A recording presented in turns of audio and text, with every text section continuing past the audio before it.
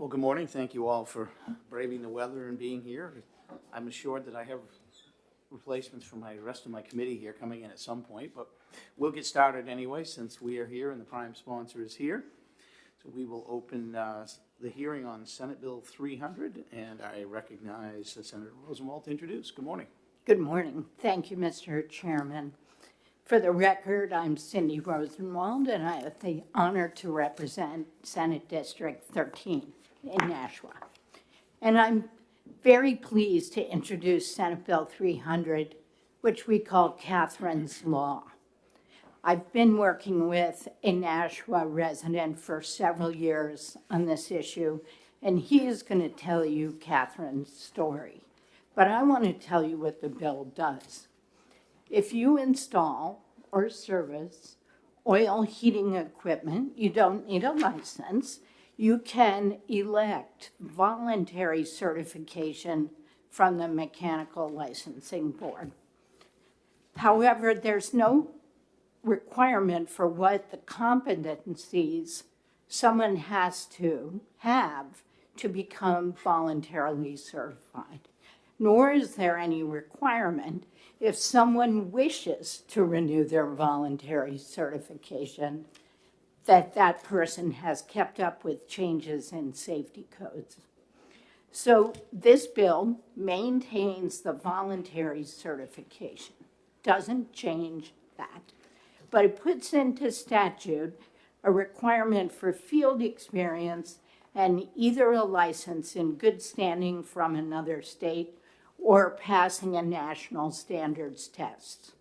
These requirements must also be demonstrated at least every 4 years if the technician wants to voluntarily recertify. And I stress that both the initial certification and the recertification remain voluntary. I'm happy to answer questions, but you might rather hear Catherine's story. Thank you, Senator. I don't see any questions from the rest of the committee. It's amazing. They're incredibly quiet. They've ghosted you. Yes, they have. Is there anybody that you'd like me to call right after you to testify next? You know, Mr. Gary Braun Okay. is Catherine's son. All right. Very good. Thank you, Senator. Thank you. And with that, we will call Gary Braun.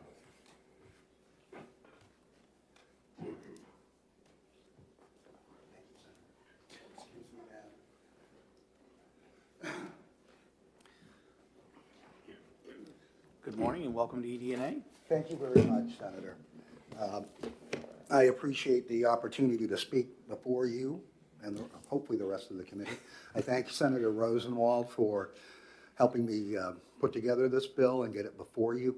I thank Senator Rivard, who has also signed on as a sponsor, I understand, and there are a number of representatives who have done that, including Ms. Newman, Representative Newman, who's here today as well.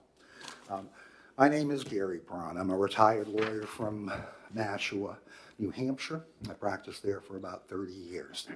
I have no experience in the oil heat industry. I never handled a case in it.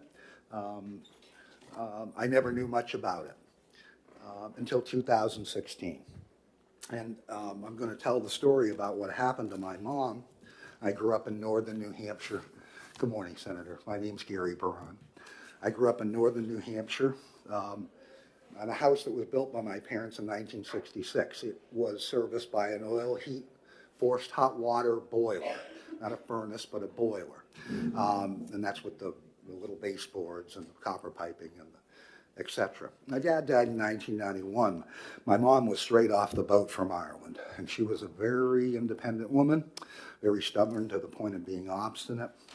And she maintained her independence and she maintained her physical and mental health into her 90s. She still lived at the house by herself for over 30 years. She shoveled her own driveway. She rode her mowing lawn tractor and mowed her lawn. And before I go on, I want to stress what and reaffirm what Senator Rosenwald said. The voluntary certification program is voluntary. And this bill does not seek to make it mandatory. It does not seek to establish a mandatory licensing process. All this bill seeks is to revert to the status quo and have the mechanical board conduct the voluntary certification program and the educational requirements that they've under that program in the same way that it's been done since I understand the inception of that program. And that is, you can choose to be in the voluntary certification program, and you can effectively hold yourself out as being certified by the state. And that gives a marketing and advertising advantage to people to convince your customers and prospective customers, I think, that you're competent. And that's all very good. And the quid pro quo that the state got back in that process was saying, okay, if you want to take advantage of this program and have that benefit to be able to advertise yourself as being certified, then you're going to have to take a training course, or you're either going to have to present a license to show you're competent at the time you file your initial application for certification, or you can take a course taught at many of the trade schools in New Hampshire that's administered by NORA, N-O-R-A. It's the National Oil Resource Alliance. And that is a checkoff program, a federal checkoff program that was created by federal statute that was actually sponsored by Charlie Bass back in 2000. So the rules, as I understand them, that the mechanical board, or maybe its predecessor, the fire marshal, has applied throughout the years is you've got to present your license, or you've got to take the NORA course and pass the exam at time of initial certification, and then you've got to take the NORA course when you come back every 2 years at time of renewal. The mechanical board revised its rules last year to drop the renewal requirement. So now you only have to take the NORA course at the outset at the time of initial certification.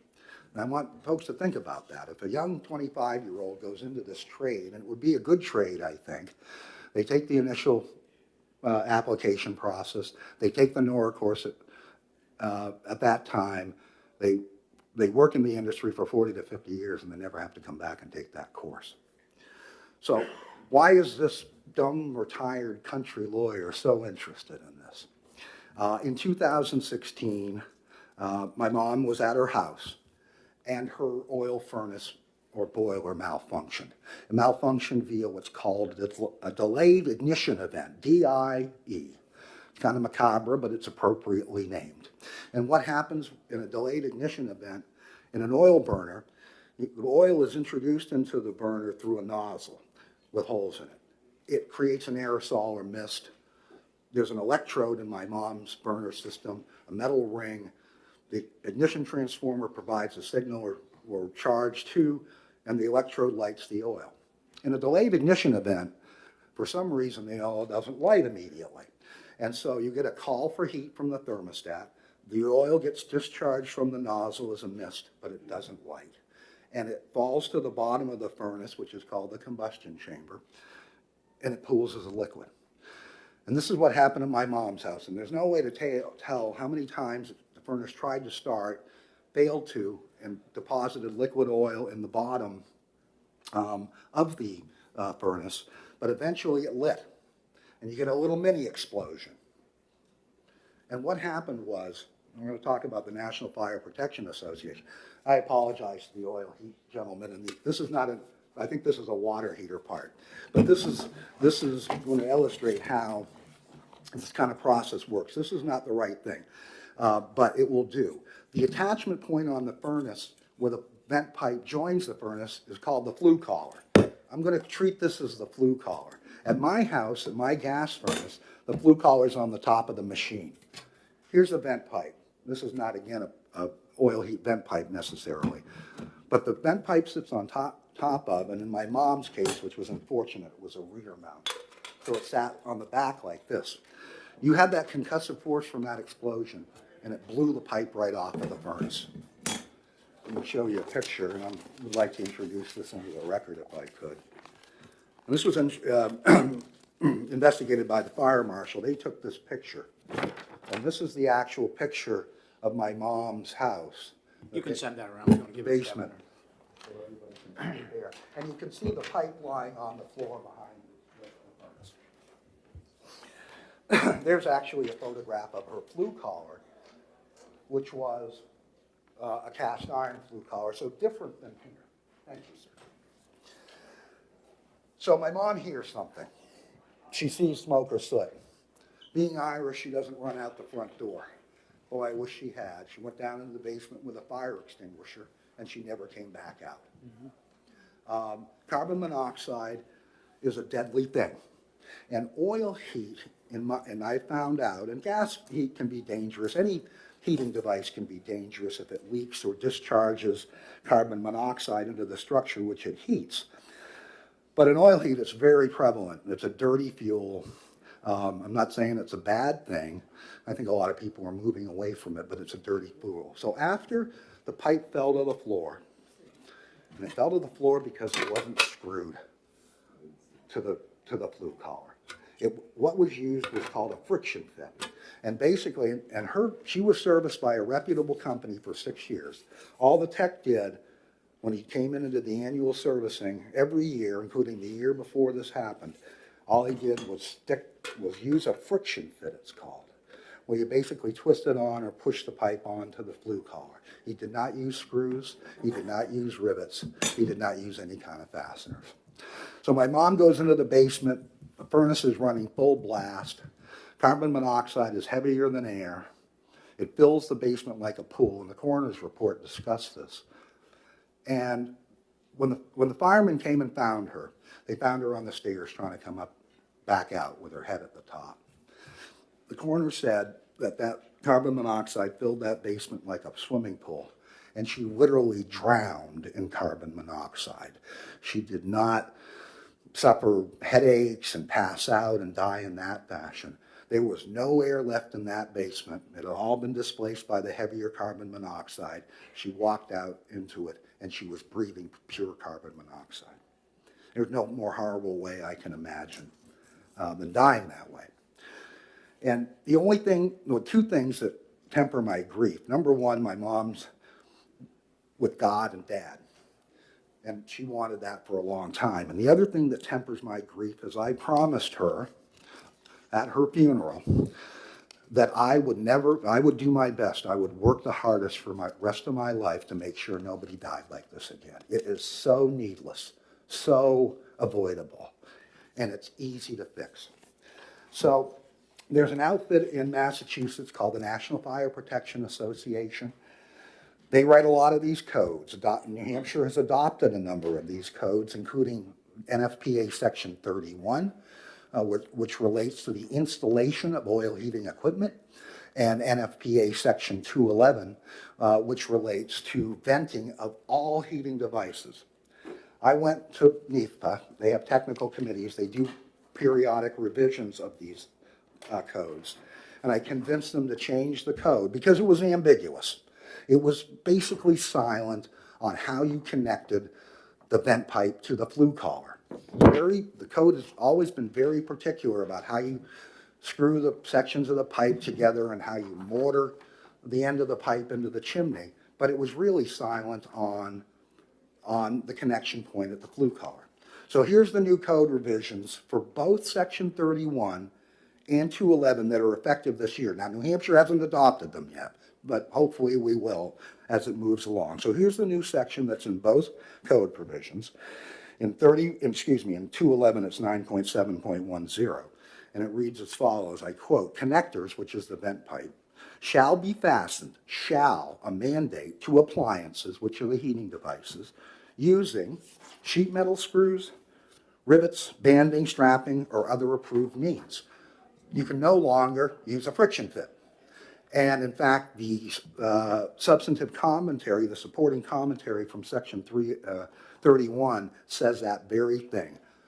Friction fits are no longer permitted to be used at the flue collar under the code. And I'm going to submit that. And that's the Section 31 provision. So here we go.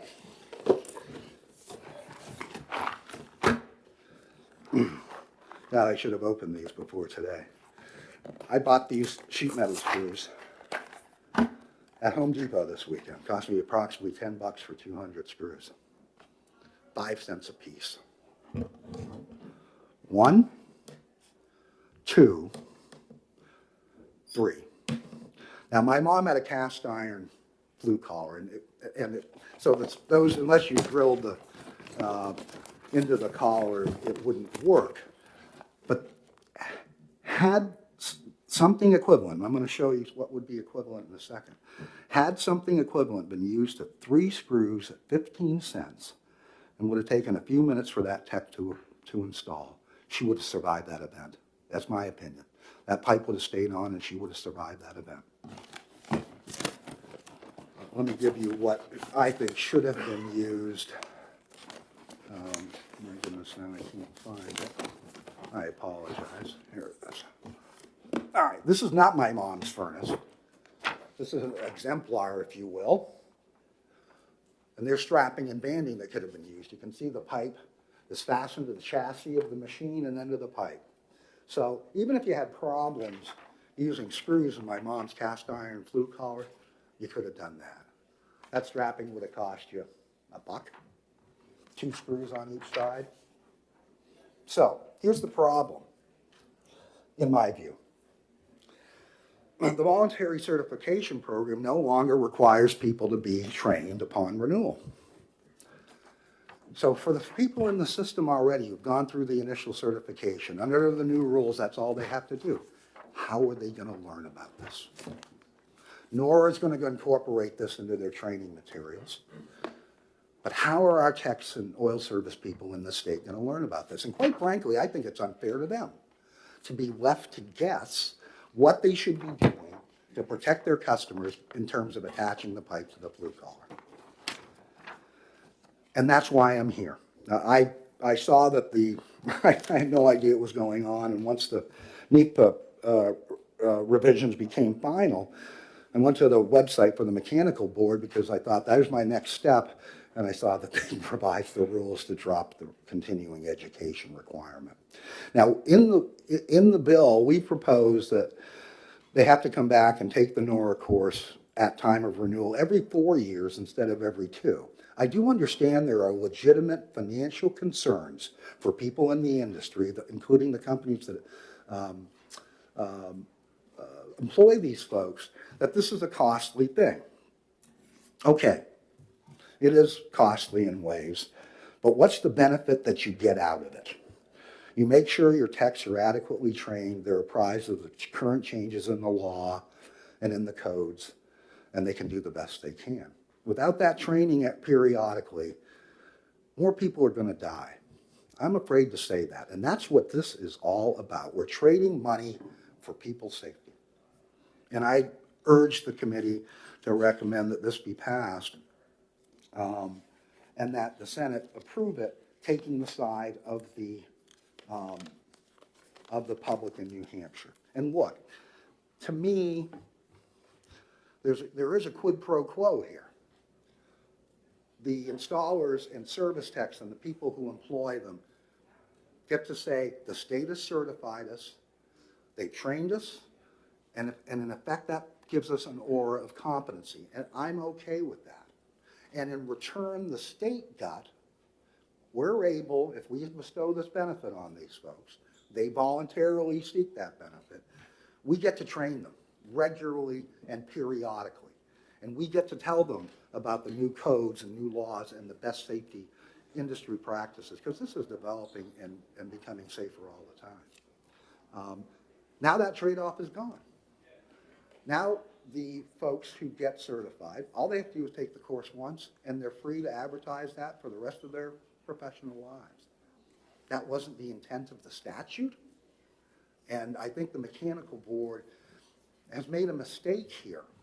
It's a bit of an abdication of responsibility in my view, and the bottom line is it's going to make folks who use oil heat less safe than they would be if the initial program considerations had been followed. And people have to take that NORA renewal course some period of time, every 4 years afterwards. So I recognize that financial burden, and that was why the law is structured to require the NORA training every 4 years and not every 2. Well, thank you, Gary. Would you, excuse me, will you take some questions from the committee? Absolutely, sir. Thank you. So I know we have many of the professional installers behind you that are willing to testify. I'm certain they'll speak to the attributes of the bill and the training that is in place currently to keep their techs up to speed. So, any questions from the committee? All right, well, listen, thank you for coming in. Thank you very And much I'm to sorry the for the committee members. situation that brought you here, but I appreciate your advocacy. I appreciate that, you saying that, sir. Thank you very much. All right, we have several folks that would like to testify, so we'll start at the top. Bob Scully, who is opposed to the bill. My apologies for being slow. Well, you had a lot to share. Thank you again for coming. Thank you. Thank you, Mr. Chairman, members of the committee. For the record, my name is Robert Scully, Executive Director of Energy Marketers Association of New Hampshire, and I appear in opposition to Senate Bill 300. I had the good pleasure to meet with the prime sponsor last week, Senator Rosenwald, to discuss this bill, to try to understand it. Very gracious meeting, so thank you, Senator. She very much communicated to me that this bill would not change the current training structure that the oil heat people have if they want. They can keep training the people they want today. And that this voluntary section was going to be a new section if they wanted to comply voluntarily and undertake this new criteria. So I struggled a little bit with that. I also have a lot of compassion for Mr. Bond's loss of his mom years ago. I just lost my mom the end of October, and the pain still hurts. So I clearly get that. So my sympathy's there. So I went to our attorneys in Concord because I didn't quite understand all this and why we needed to do this, and I'm here to ask the committee to consider leaving what we have in place. When you look at the bill on line 8 and 9, you'll see 2,000 hours or more voluntary experience. That is actually the criteria that's in place for propane heating today with the Mechanical Licensing Board. The oil folks do not have that. There are 2 dealers that are with me here today. They can explain in detail how they do the training and what they do today. So I would like to distribute to you, it's just a email chain between me and a gentleman from Freddie Flaherty, Nathan Fennessy, my attorney, his review of this and some of the difficulties he sees. In particular, one of the comments you'll see on line 11 where it says proof of current licensure and good standing for heating installation and servicing from another state or regulatory board. His comments where you'd be looking at different standards from different states. I'm not looking to create that. I think what we have in place works. I think we had an extremely sad and unfortunate incident. I am not an expert on the technology side, but Paul Whalen and Dave Richard behind me are. So I'd like them to explain it. And I think what you're going to see is potentially what we are concerned about is another barrier to business in New Hampshire for the oil guys that are trying to do everything they can. It's extremely difficult finding employees, keeping employees, training employees. And I say all of this with an understanding that I understand why this bill's been introduced today. And I'm sorry for Mr. Bond's loss, but I don't know if this bill changes anything or if there's a need to change anything. So that's my testimony, and I would ask you to have any of your technical questions for the 2 gentlemen behind me. Thank you, Bob. Any questions from the committee? Thank you, Mr. Seeing Chairman. none, we appreciate it. Paul Whelan.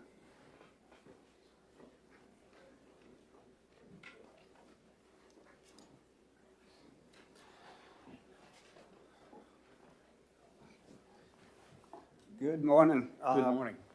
I'm Paul Whalen, White Mountain Oil and Propane. Our headquarters is in North Conway. We oppose the bill. Echoing Mr. Scully, we just don't feel it's necessary. We have training in place. We often hire out of trade schools, and then in addition to that, train as we see fit for that individual. That might be 8 months, that might be 2 months. We're comfortable that they can go on their own. Sadly, sorry for your loss. Often code gets updated after a tragic event like this. At the time that furnace was installed, it was 2 code. So there's, in our opinion, we don't see a relationship between the training and the tragic event that happened. Again, we have our system in place. There is a system in place now with multiple levels in the gold, silver, bronze that is basically voluntary. But so we don't see that the bill adding another layer to hiring and training is needed. As again, Mr. Scully said, it appears this has come very much from propane, which is definitely a different animal. And there is definitely probably a little bit more extensive training for propane. I think that's all I've got. Thank you. Any questions? I think just for clarification Yep. purposes, so if I'm understanding, your company already is doing training to make sure that these installers and service techs are understanding the code and the rules and regulations? Absolutely. that And they need to again, follow. we often hire out of trade, but then codes change all the time. So it's very important for us to keep up. During the summer, when we are a little less busy, we have a mandatory training each week that goes anywhere between a half hour and an hour. When things get busy and we're trying to keep people's houses warm during the winter, we do relax that a little bit. And then certainly we encourage and offer additional training at trade schools and you know, a lot of times industry, manufacturers, vendors have training on specific pieces of equipment. So at a minimum, you're providing annual training and updates of the new codes? Correct. Okay. Yeah. Thank you. Further questions? Seeing none, thanks for coming in today. Thank you. Next, we'll call up David Richard? Yeah, DF Richard Energy. Good morning, everyone. Good morning, thanks for coming in. I'm with DF Richard Energy out of Dover, New Hampshire, family-owned business since 1932. Kind of, we echo the same thing with Paul. We do a lot of the training with our technicians, new technicians with the NORA program. And once they pass those tests and whatnot, our new techs and whatnot and inexperienced ones will ride along with our service managers until they can demonstrate proficiency. Like Paul, it could take, we don't have a set time frame on that. It's whenever we can feel that they can have safety in mind for our customers and be proficient with their job. Thank you. Questions from the committee? Seeing none, appreciate your testimony. All right, thank you.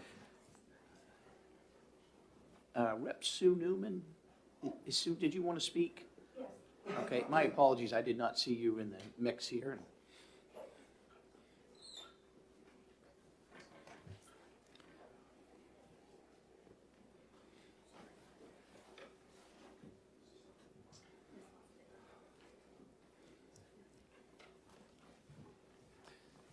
Thank you for coming in today.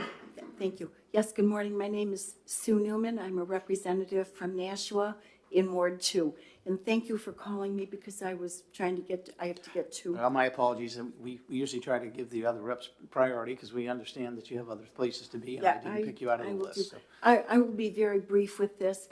I don't have a lot of experience with oil heat, but when we moved to New Hampshire in 1981, that's what our house was fueled by. We had oil, forced hot water.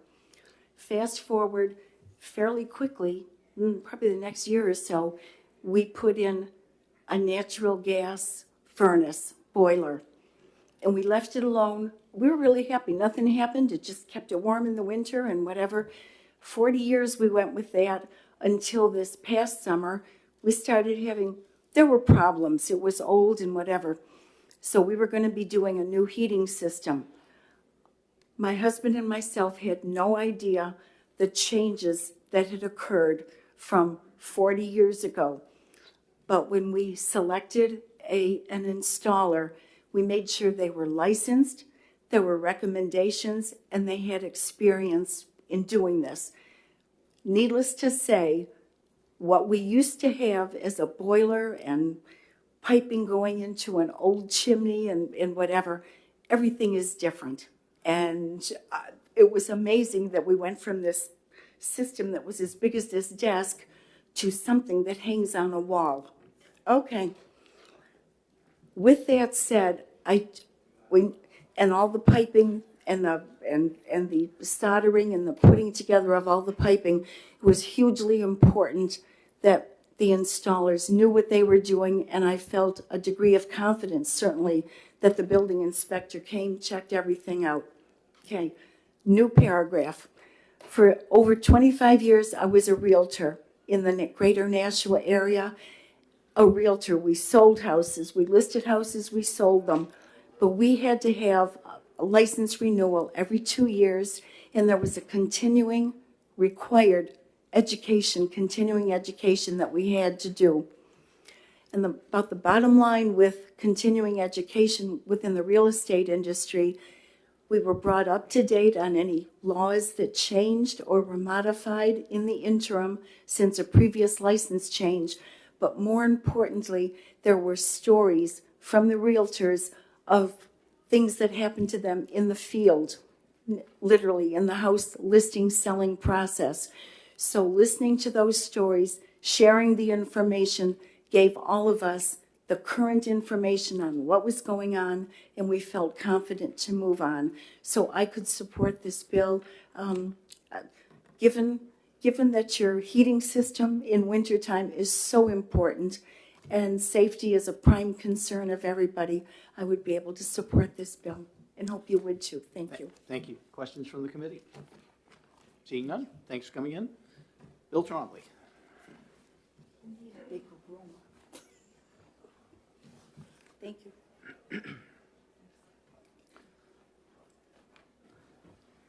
Good morning and welcome back. Good morning, Mr. Chairman. Good morning, committee members. My name is Bill Trombley. I'm the owner of Bill Trombley Plumbing Heating in Manchester, New Hampshire. I am also a licensed oil technician. I'm representing the Plumber and Fuel Gas and HVAC Association. We're opposed to this language being in this bill, but we're not opposed to the concept.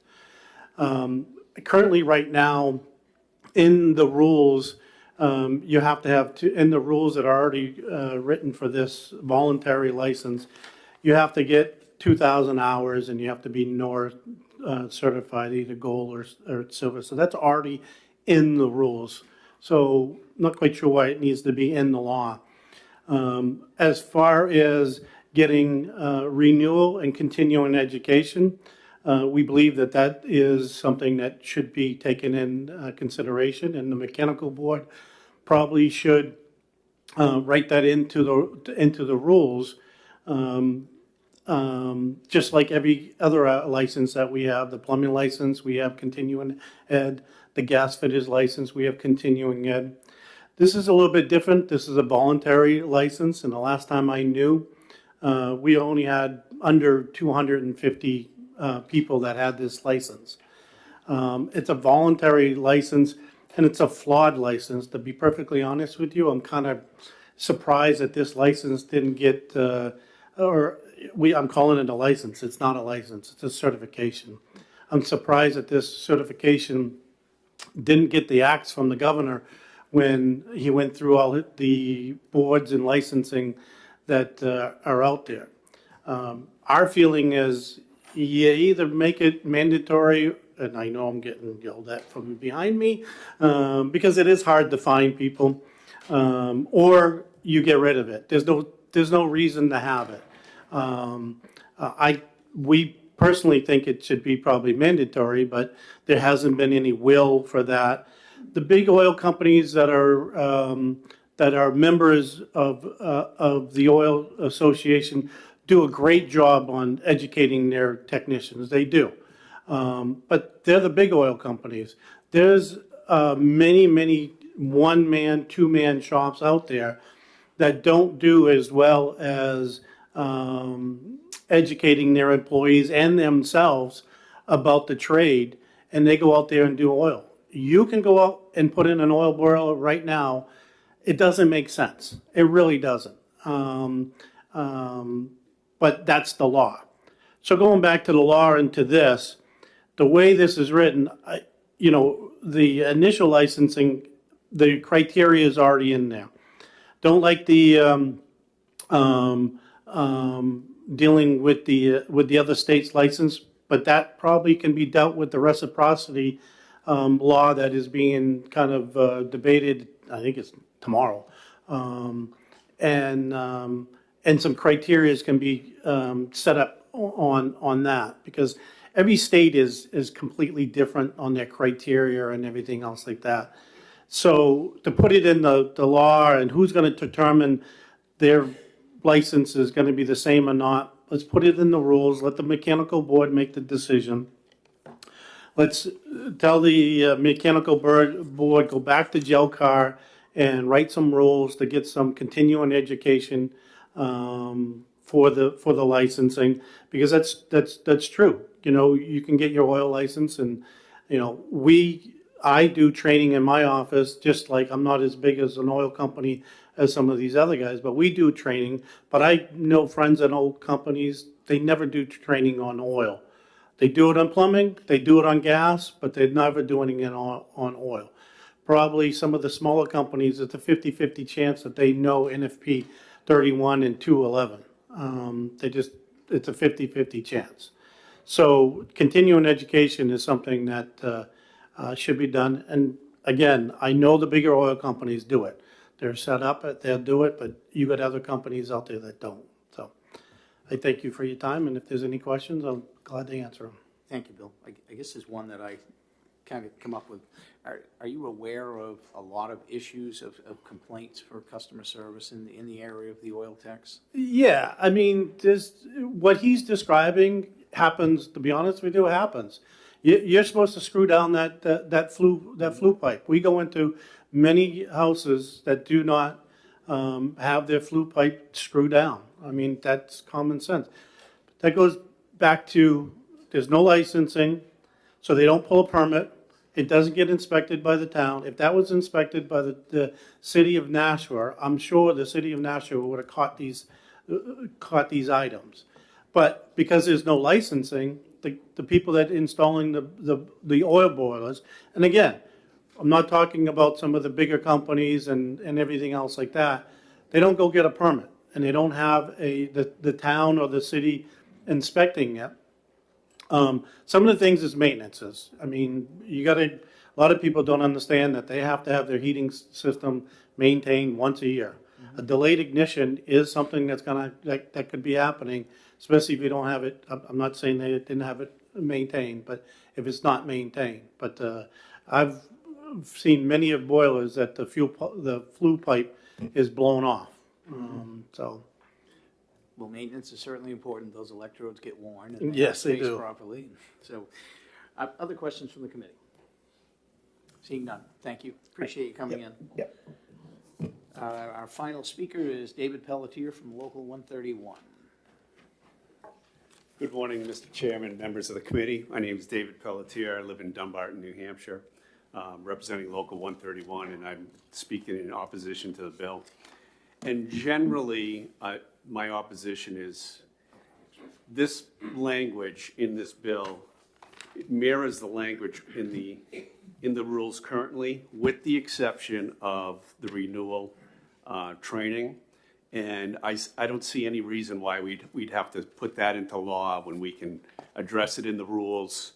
I just don't think we should be messing with law, but we can address things at the rules level.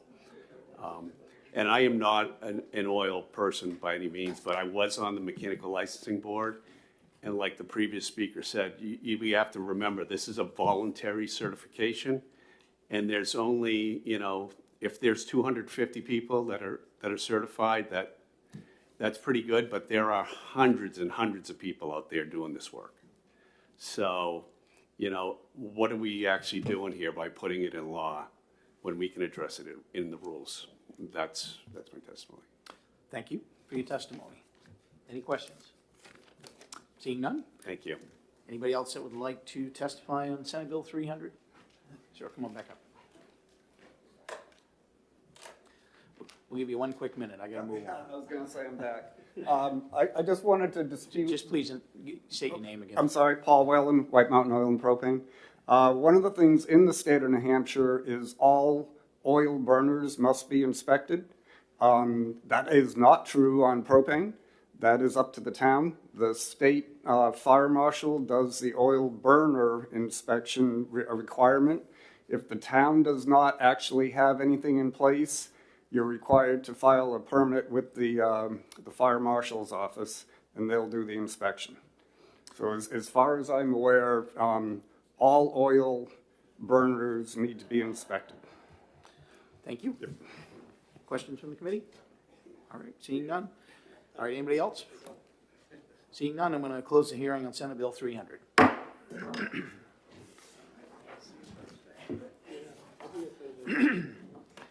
Next, we will open up the hearing on Senate Bill 484, and I will recognize the prime sponsor, Senator Rosenwald. Thank you. Welcome again. It's great to spend my morning in Indiana. We love having you here. But I We are love the every fun minute. committee, It's I not heard. Ways and Means. For the record, I'm State Senator Cindy Rosenwald, and I have the absolute honor to represent District 13, which is most of Nashua. And I'm pleased to introduce Senate Bill 484, which is relative to information on the live birth worksheets.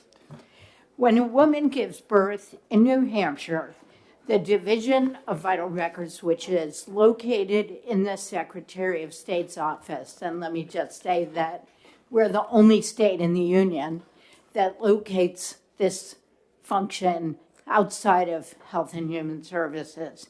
But the Secretary of State's office collects information about the birth so that they can issue a birth certificate.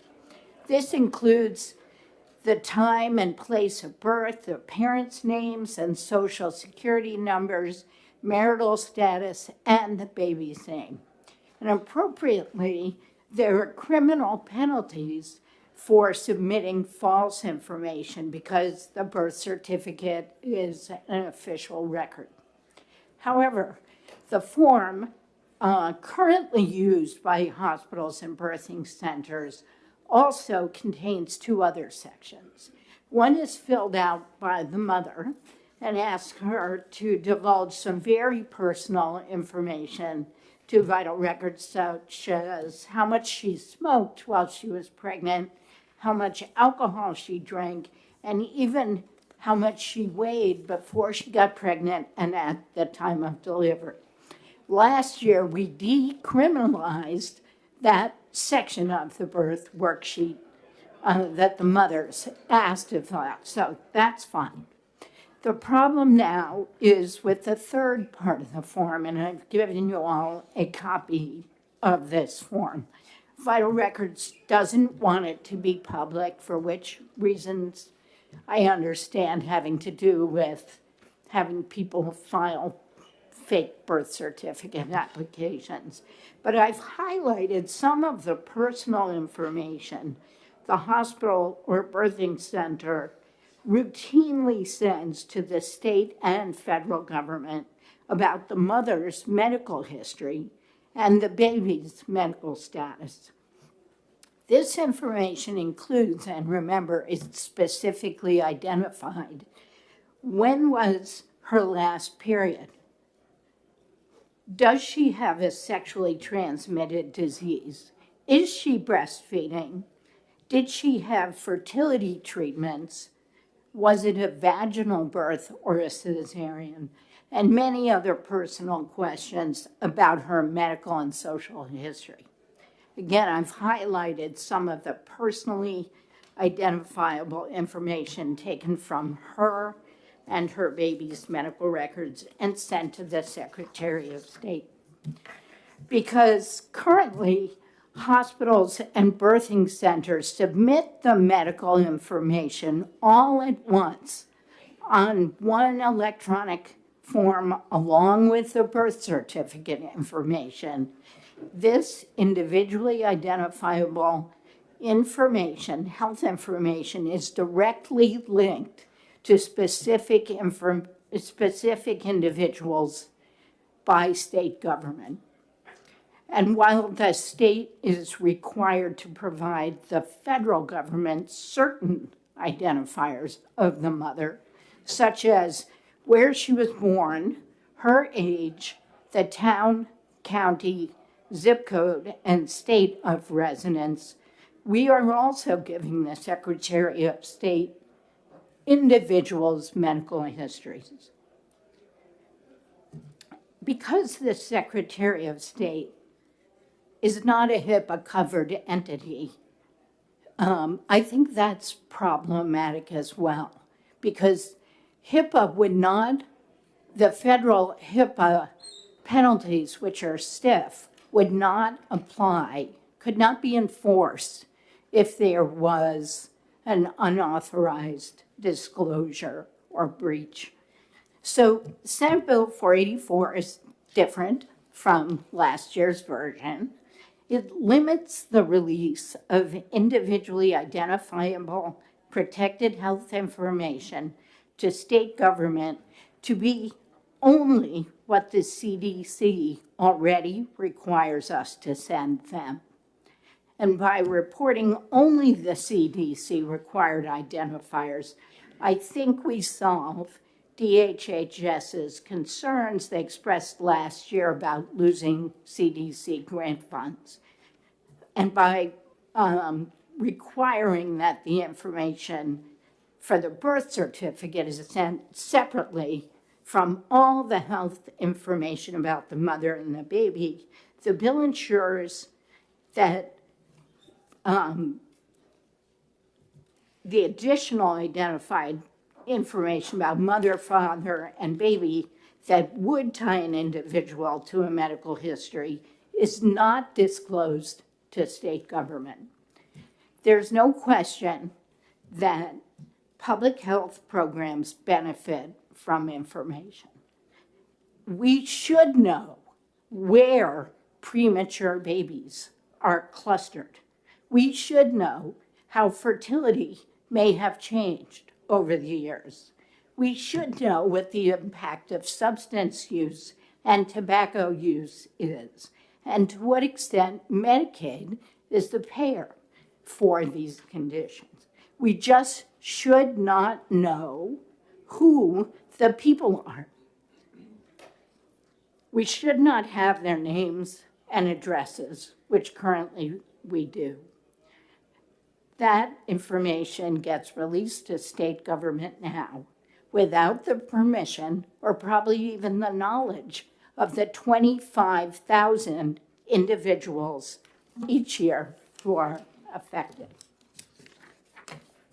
You will hear from DHHS that they need access to complete information to prevent fraud in Medicaid, TANF, SNAP, and to establish paternity. But what they need to do is to do this through the birth certificate information, not a record of whether a specific woman has had fertility treatments, a cesarean, or is breastfeeding. And because this bill collects the federally required identifiers, the department's concerns from last year about losing federal grants should be mitigated. And I checked on this through our federal delegation who asked the CDC. Furthermore, while information is important for public health programs, it is not the job of state government to track individuals across their lifespans, to know what their health status is or what care they receive. That is the job of doctors. And I have a lot of faith in the doctors of New Hampshire. And they always have the ability to gain access to their patients' medical records. State law, it's 332I, has long made clear that the information in someone's medical record belongs to them. The provider owns the physical record, but the individual owns what's in it. And this goes back to the 80s. So let me emphasize that. The information in your medical record belongs to you, not a hospital, not any doctor, and certainly not state government. Moreover, over 6 years ago, over 80% of voters amended the New Hampshire Constitution to include that Granite Staters have the right to be free from governmental intrusion in private or personal information. I believe that releasing a patient's medical information, not for the HIPAA purposes of treatment, payment, or essential healthcare operations, which is basically billing, without that person's consent, violates both RSA 332I and the state's constitution. I hope that when this bill passes and Vital Records redesigns the forms, which they're going to have to do anyway, because remember last year we decriminalized the mother's part, they will do everything they can to reduce the need for redundant data entry. So if they're entering the town, for example, where the mother lives, it would automatically populate on the health information part. And I have faith that Vital Records can do this. It's our job to advocate for the rights of Granite Staters. We work for them, not state government, not healthcare providers.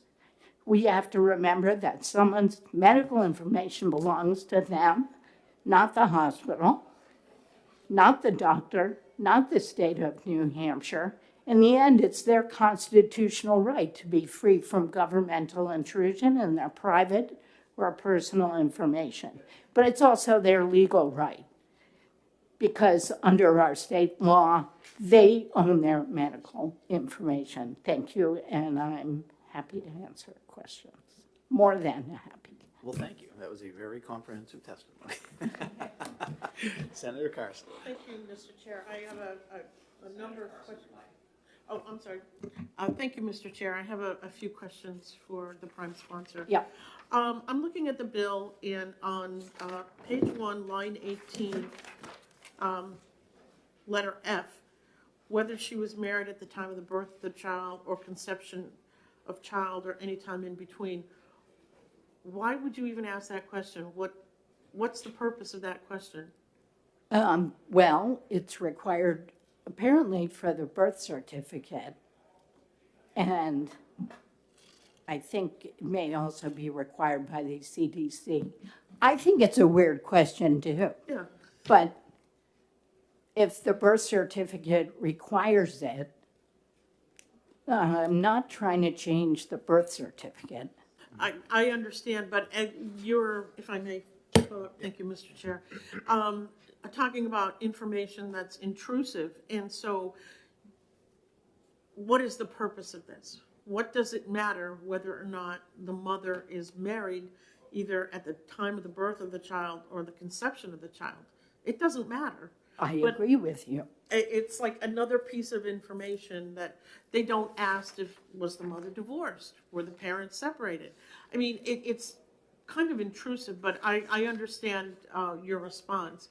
But I agree with you that I don't know why it matters either, unless you're trying to chase down child support, and possibly that would be it. I'm going to bring up HHS next. They might be more appropriate to ask that question too. Okay, that's fine. I do have one last question. Certainly. Thank you. 7 years. I'm looking on page 4, line 3, that they're going to retain the birth worksheet in the mother's medical records for 7 years. Okay, so last year, the Senate, so prior to last year, the hospitals had to retain the paper birth worksheet forever, like until the end of time. No one really ever uses it. It sometimes becomes inaccurate if someone changes their name. So we in the Senate removed the requirement for the hospitals to retain that the paper record forever. The House put in 7 years, which is kind of the HIPAA standard. But what the hospitals had been doing, and I think is more useful, is they keep it for, I think, 7 years beyond the time the baby would turn 18. So they keep it, and maybe I'm wrong on 7 years, but they keep it for a rolling period of time beyond when the baby is no longer a child. But the House did this. Okay. The Senate concurred with the House changes. Okay, thank you, Senator. Further questions from the committee? Seeing none, thank you, Thank Senator. you. Appreciate it. All right, Patricia Tilley from HHS. For the record, they have not taken a position for or against. Thank you.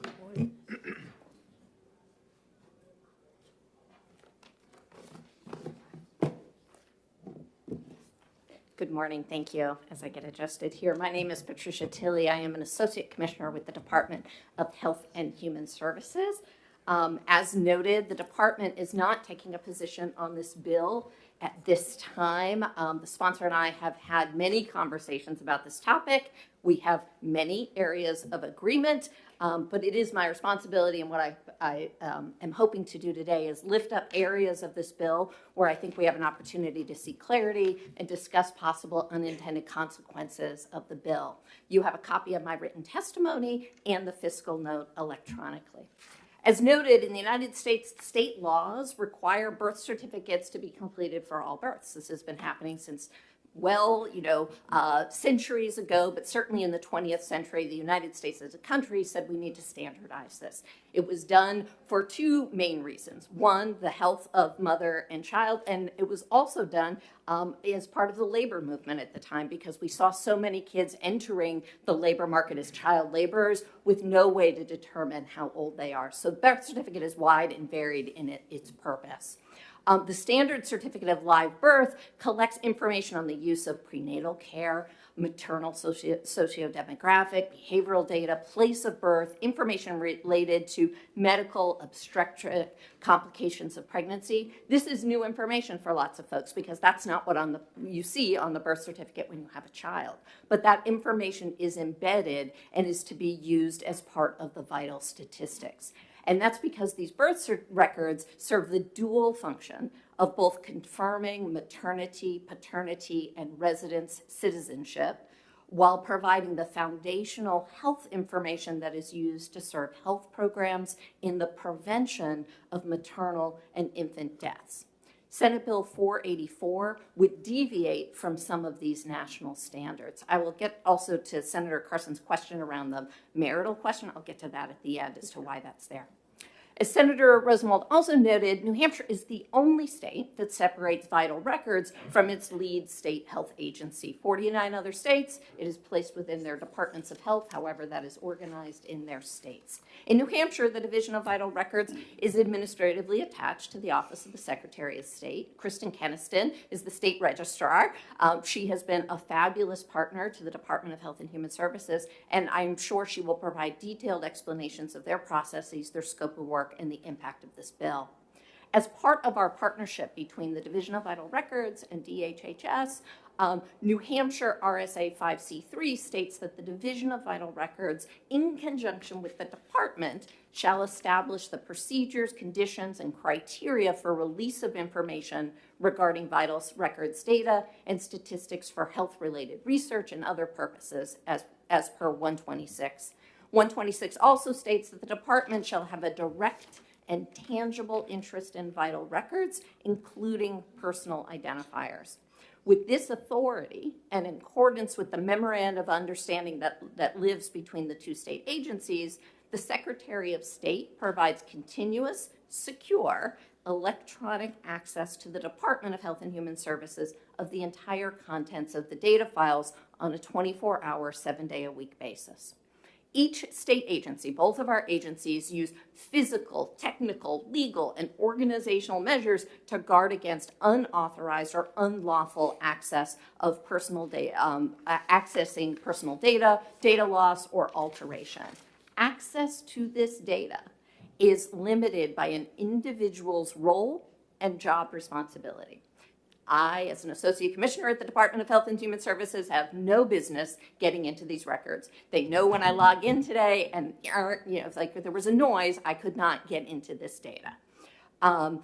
We are guided by this principle of least privilege, that a user should only have access to the specific and minimum amount of data needed to complete a required task. That means only a handful of individuals can access private information in order to complete critical and sometimes life-saving tasks on behalf of the residents of New Hampshire.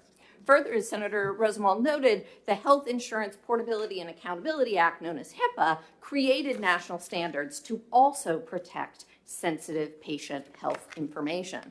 The department is a HIPAA-covered entity, and it complies with those federal requirements to protect privacy and ensure security of health information.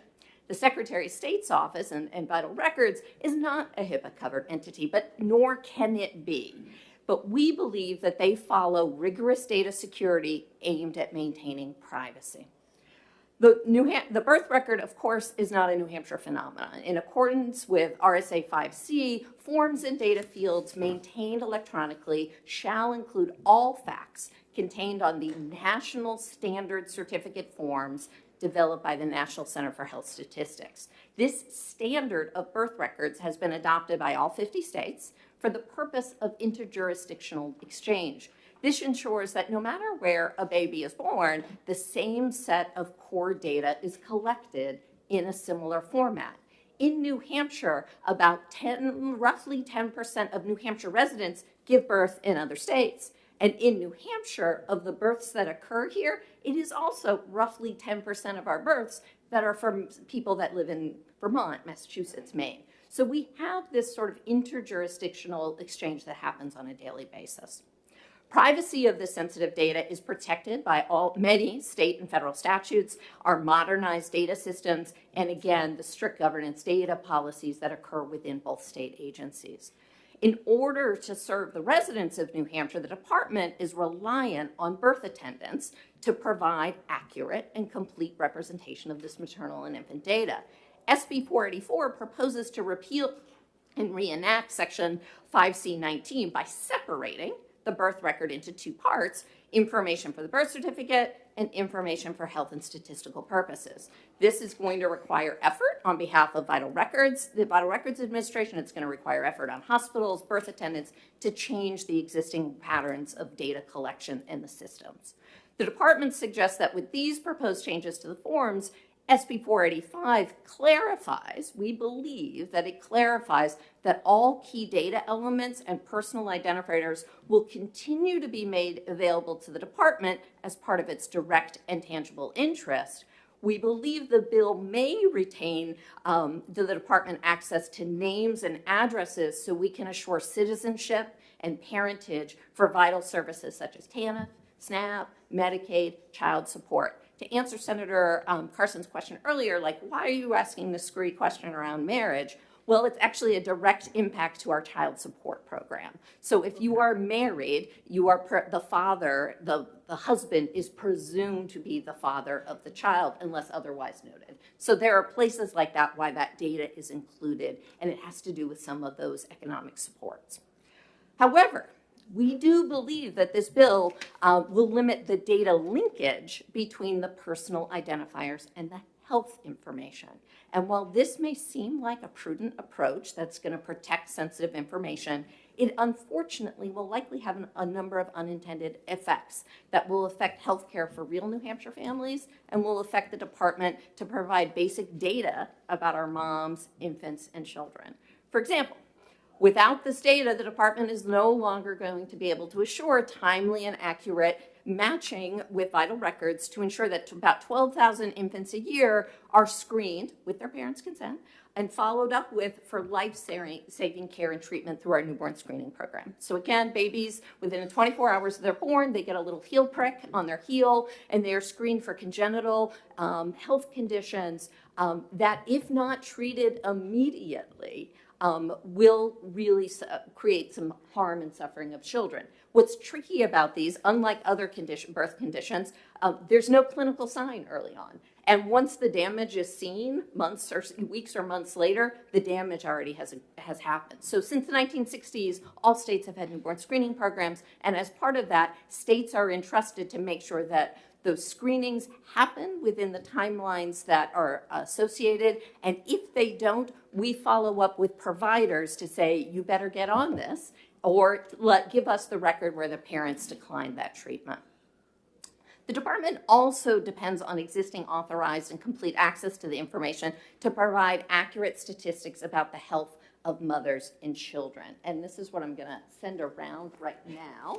I'm just using 2 examples of reports, and these are just examples. One is our maternal mortality review report. It will be reviewed tomorrow, later this week at HHS Oversight. And another is just a slide deck of very detailed information about perinatal health. This exact data that you're seeing, however, informs things like Medicaid policy. It informs rate setting. It informs contract terms. It directly leads to quality improvements in clinical settings. We all agree that the state should never make decisions in a black box. You all tell us that all the time. What's the data? Why are you doing something?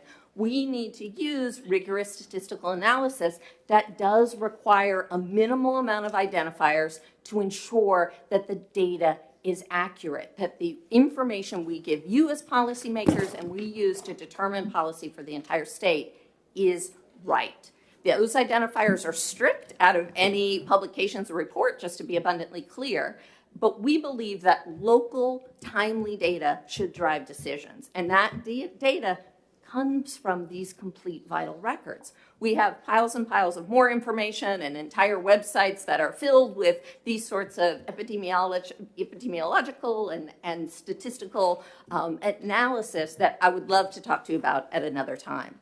It's important to note, as we follow up here, that without continued access to the complete birth record and the rigorous analysis that's generated, the department is actually at risk of losing substantial federal funding for investigating and reducing child and infant mortality, newborn screening, maternal child health, child abuse prevention, data modernization. That maternal mortality report that you have in front of you would not exist, nor would we be funded to do the work if we did not have access to the data. That's just the facts on that.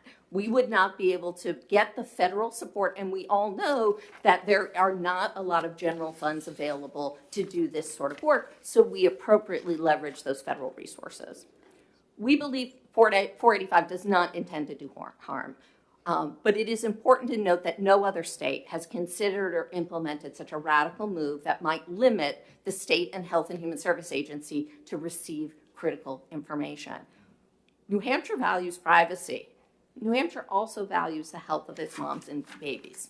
And the department appreciates the complexity of this issue and is committed to working with the sponsors, the committee, with Vital Records, with anyone who wants to work on it, to make sure that we ensure privacy for families, that our data is as secure as it should be. We urge the committee to think about this as you consider this bill. We feel that there are some areas of 484 that may be unclear, and we commit to working with anyone who wants to work on it. Thank you. Thank you. So I have one question for you, and thank you for coming in today. You've given us a lot of information. So is filling out the live birth worksheet mandatory now with the changes that we've made? Yes. Okay, and what happens if someone doesn't? So, and the folks from the Hospital Association may be able to speak this because they're the ones actually filling out the forms every day, the hospitals and the providers. So what we did I'll come around and answer your question, but I'll answer first. So what we did last year in Senate Bill 105, which the department was in support of, was there were criminalization. There was a criminal charge that could be attached to someone who gave false information about the medical components. We all agree, as Senator Rosenwald said, you got to tell us your name, you got to tell us your address. Those things that's just the law. Like, you got to do that. We have to establish residency and citizenship and all of that. That is criminalized if you are fraudulent in that area. What we did last year was take away the criminal penalty. If you said, and the frame I use is, what was your weight pre-pregnancy? Well, I was, 125 pounds when I am clearly not 125 pounds. That should not be a criminal offense, and we all agreed on that. And so we agree with that component. But the data itself is part of the U.S. Public Health Service Act that we have to have, again, information at a federal level that is similar across all of our jurisdictions, that there's a core set of data that every state receives from individuals, and the birth attendant is required to fill it out. So this may not be a question you'll answer, but I'll put it out there, and if you can't, maybe someone behind you can. If a young mom has gone through the joy of having a child and she's in the hospital room and reads this and says, I don't want to fill this note, it's not any of your business, what happens? You know what, some of this data comes directly from the electronic medical record, and I think the Hospital Association would be better suited in a place to do that. But the collection of it is, well, I'll frame this way. The collection of it is required from the U.S. Public Health Service Act. Okay. So it is not related to the individual. Does that? Sure thing. Thank you. Okay, thank you. Questions from the committee? Senator Perkins-Polk. Thank you, Senator Pearl, and thank you, Ms. Tully, for being here. I know last year during the discussion of SB 105, I had a couple conversations that helped me think about data from a public health perspective. I think in the age of electronic information and Meta selling our marketing data or whatever, we've come to have this association with our data as something we should individually protect. But in public health, there's a very opposite view, which is that having our data and being able to aggregate our data can protect us. So I think you've mentioned some aspects of that in what you've talked about, and I know one of the concerns last year, which the Prime Sponsor addressed briefly in her testimony, was that not having that aggregate data could put some federal funding at risk. I wondered if you could just speak briefly to that, or just any other potential risks you see here, because I think we're all in the spirit of trying to figure this out. Absolutely, and I agree. I mean, we've certainly felt this through the pandemic. Public health is tough. I mean, there's a sort of a sense of the common good, and that we give something up for a greater good. Mm-hmm. And that's a difficult conversation, and that's what you all as policymakers have to wrestle with every day, of where is that line? Mm-hmm. Historically, and again, since the early 20th century, the determination has been that it is so important to protect the health of moms and infants for the economy of the country and our states, that it is worth collecting this information, and then in a 21st century mindset, really securing it. Again, the number of people that could point A to B are incredibly small. It's not willy-nilly. The entire Department of Health and Human Services can't look into this data and see, again, about my birth certificates. That simply does not happen.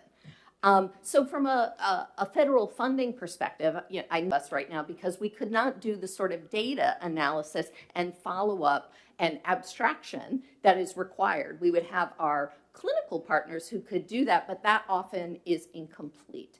Our maternal and child health block grant, the oldest grant to states, is our maternal and child health block grant. It predates the Roosevelt administration.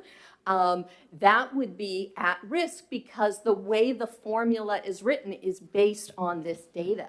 It is such a foundational piece of all that we do. And I'd be happy to provide the committee with an entire list of all of the grants that we go. We have some even work of things like environmental public health grants, some of our data grants around environmental public health, because we look back to the birth certificate to understand rates of prematurity, understand rates of low birth weight. Mm-hmm. All of it is foundational to what we do. And then fundamentally, as I mentioned, which is not to your point, but like Henry Littman and I were side by side as we worked on things like the Momnibus and rate setting so that we could see where is it that New Hampshire has to do better. And you can't do that based on national data.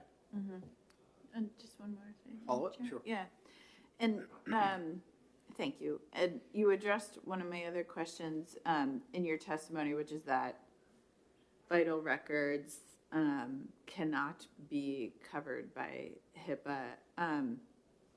Has there been any consideration of these forms not being collected by Vital Records, but rather being collected by DHHS so that they can be HIPAA covered?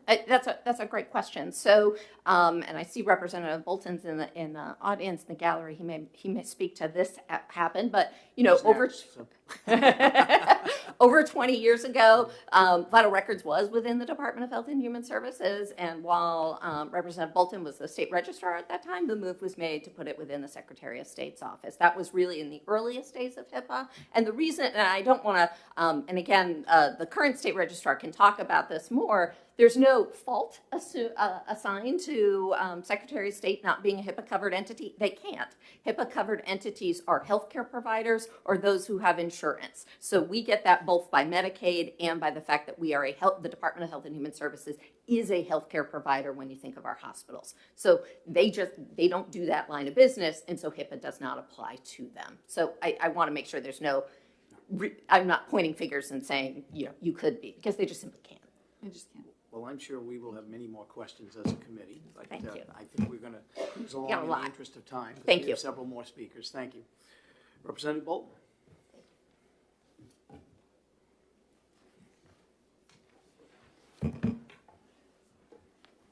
Thank you, Mr. Chair. Thank you. And thank you, committee. Welcome.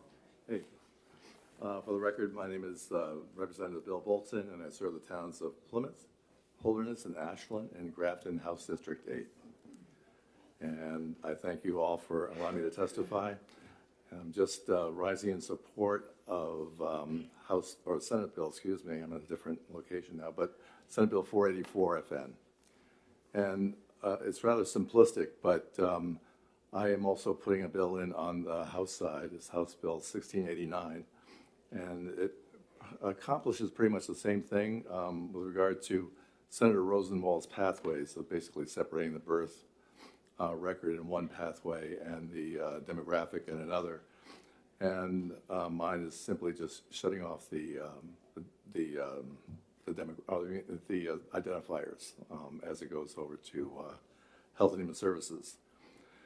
And for a historic perspective, as you know, the Commissioner Telly indicated that I pursued the movement of vital records from Health and Human Services to the Secretary of State, and it was with the help of the New Hampshire City and Town Clerk Association. We were concerned about the use of the private data in Health and Human Services. And so it was essentially to stop that transport of private information. And that worked for, I guess, a year and a half. I ended up retiring from state employment in 2008, 2009. And after that, there was a memorandum of understanding that was completed between the Division of Vital Records and the Department of Health and Human Services that allowed for the transition of identifiable information to about 10 or 11 divisions within Health and Human Services, as well as the New Hampshire retirement system. And I don't argue the extreme benefit of data going over to Health and Human Services. I do at least urge that we apply safeguards to that data. And I really am adamant about the need to stop basically the global shipping of private information. And in the past bill that I think Senator Rosenwald made, there was at least the removal of Class B felony from the birth sheets themselves. And I guess the case is that even if you remove the threat of a Class B felony, that data still goes over to Vital Records because the hospital is under obligation to collect all that information. So, you know, that precaution of Class B felony, you know, wasn't adequate. And The reason why, well, initially, actually, it was two things. One is, I believe just recently the state of Texas did put in a bill that allowed them to fall under HIPAA. And back when we were determining how to safeguard our data and vital records, we ended up discovering that HIPAA is not adequate a safeguard. So, you know, we do have a Class B felony. We felt that putting someone in jail was a little bit better than, well, initially it was like just a slap on the wrist or a misdemeanor. Now the fines are getting up there, but still, a Class B felony is a rather good punishment for release of any portion or a full vital record. So I believe that Senator Rosenwald's bill accomplishes what I would like to see in the safeguarding of this data. And I would urge your support of this, and I'm open for questions. Thank you. Questions from the committee? Seeing none, thanks for coming in. Thank you. The Honorable Neil Kirk.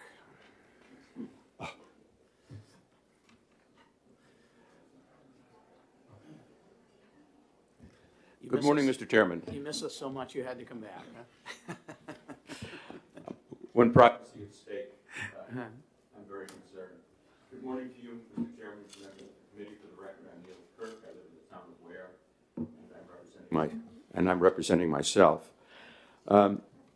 If this were 2017, Commissioner Tilley's testimony would be very significant.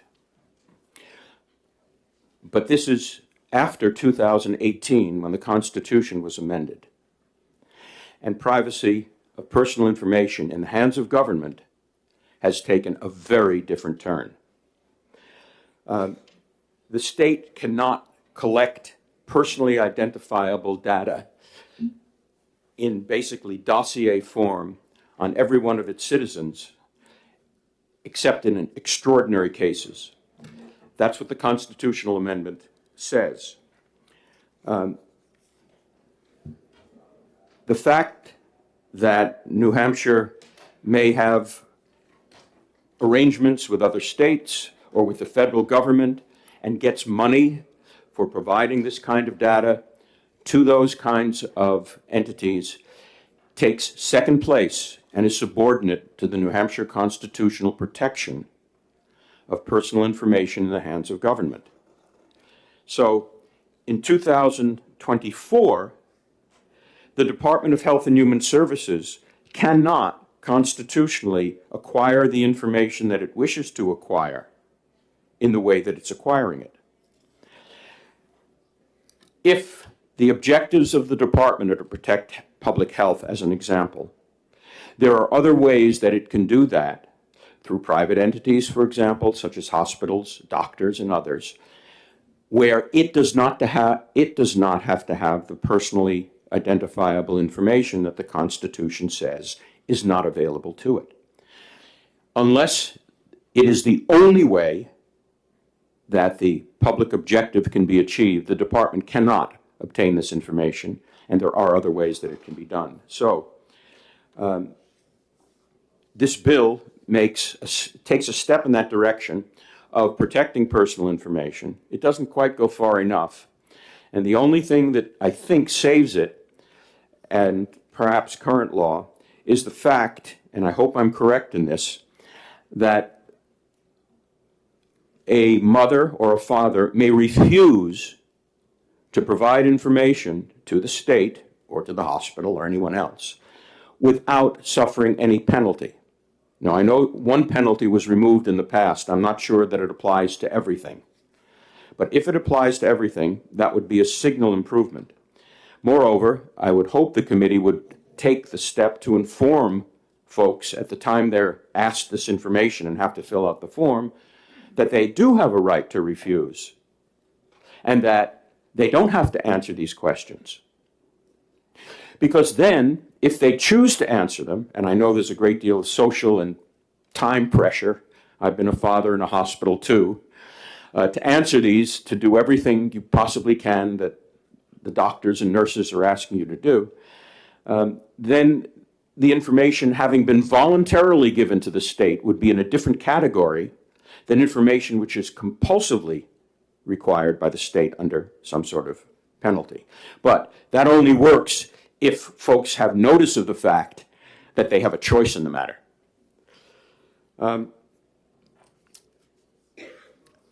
The fact that we're going to lose money, with all due respect, and this is from a finance guy, takes second place to the constitutional privacy protection. I would ask the committee approve this bill, make whatever changes are to make it better, and there are some, one that I've suggested with respect to notification, and then pass it on to the House so that they may do the same thing. Thank you, Mr. Chairman. I'd be pleased to answer any questions if there are any. Thank you for your testimony. Questions from the committee? Seeing none? Thank you. Appreciate you coming in. So we have 4 more folks on this bill that want to testify, and we've got 3 more to do before noon. So I'm going to ask if everybody can just kind of give us a quicker highlights on your testimony, and feel free to email the committee with any further info you have. Would be great. Brian Hanu, I'm not sure. Hamill? Can't quite read the last name. Brian from New Futures. Is he here? Sorry, Brianna. Oh, Brianna, I'm sorry. That's okay. Brianna, I got it.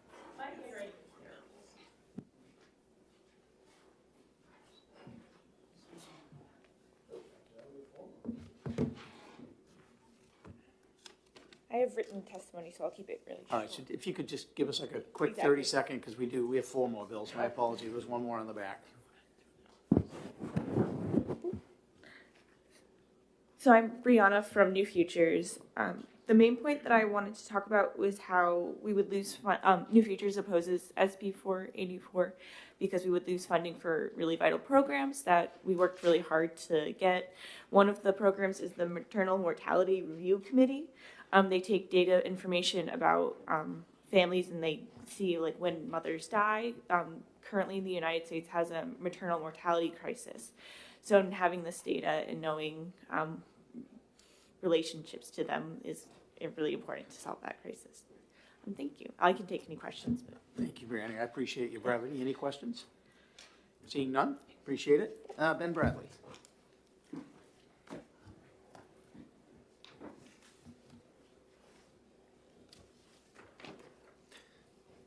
Thank you for coming in today. Yes, thank you, Mr. Chairman. I'll try to be brief.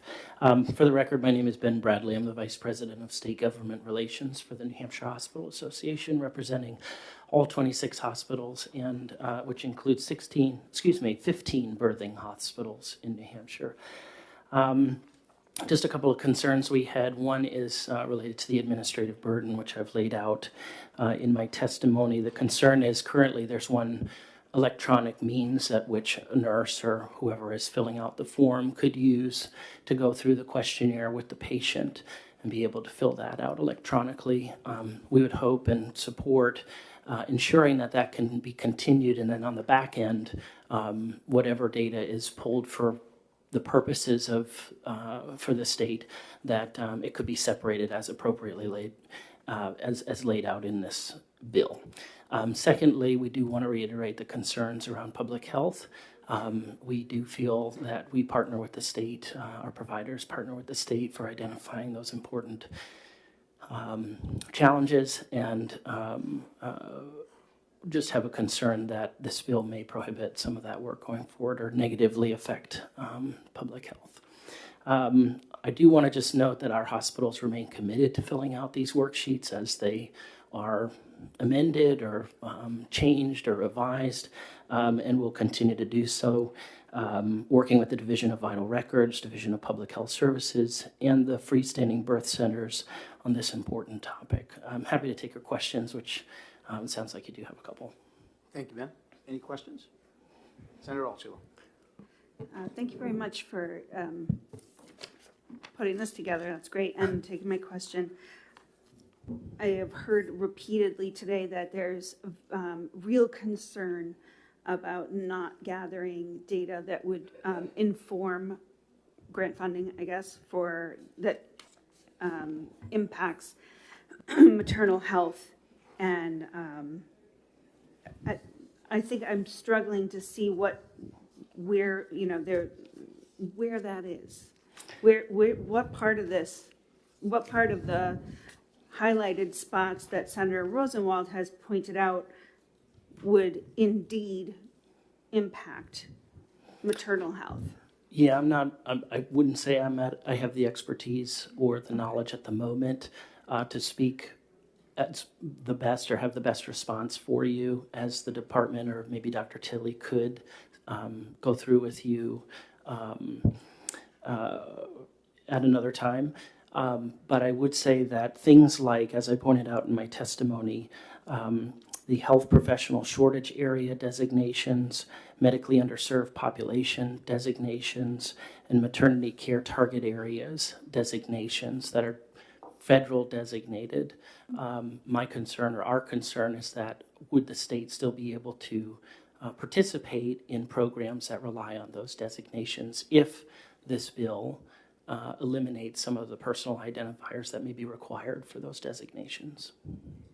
Thank you, Ben. I guess if we have any further questions, the committee will reach out to you directly. Certainly. Thank you. Mr. Chair, if you wouldn't mind, perhaps either you or Ms. Tilley get that is that's the big question here. If you could get that information to us about, it seems very vague, like, oh, we're going to lose all this funding, but from what? Like, are we actually going to lose this specific grant because we don't share with the state that a mother had gonorrhea? Like, what's at stake and why? Understood. It seems very vague. Happy to work with the committee. Thank you. Appreciate it. Thanks for your testimony. Courtney Tanner from Dartmouth.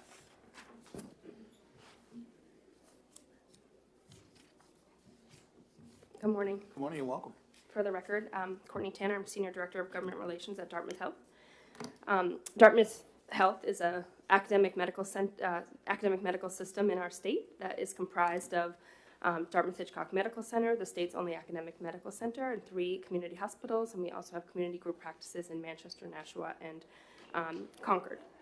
Dartmouth Hitchcock Medical Center is the home to Dartmouth Children's, also referred to as CHAD. We have 30 intensive care nursery beds, and we have the capacity to care for the most complex infants and newborns that are born to our state. We also care for mothers who have the highest level of need, given the fact that we are an academic medical center. Thank you very much. We are proud also to be the administrative home for Northern New England's Perinatal Improvement, NEPQUIN, Northern New England Perinatal Quality Improvement Network.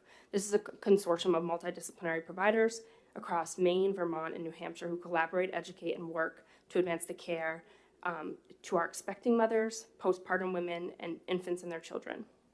We actually just this year we were one of 2 recipients to be awarded a HRSA grant called RMOMS, and this is a Rural Maternal Obstetrics Management Strategy grant.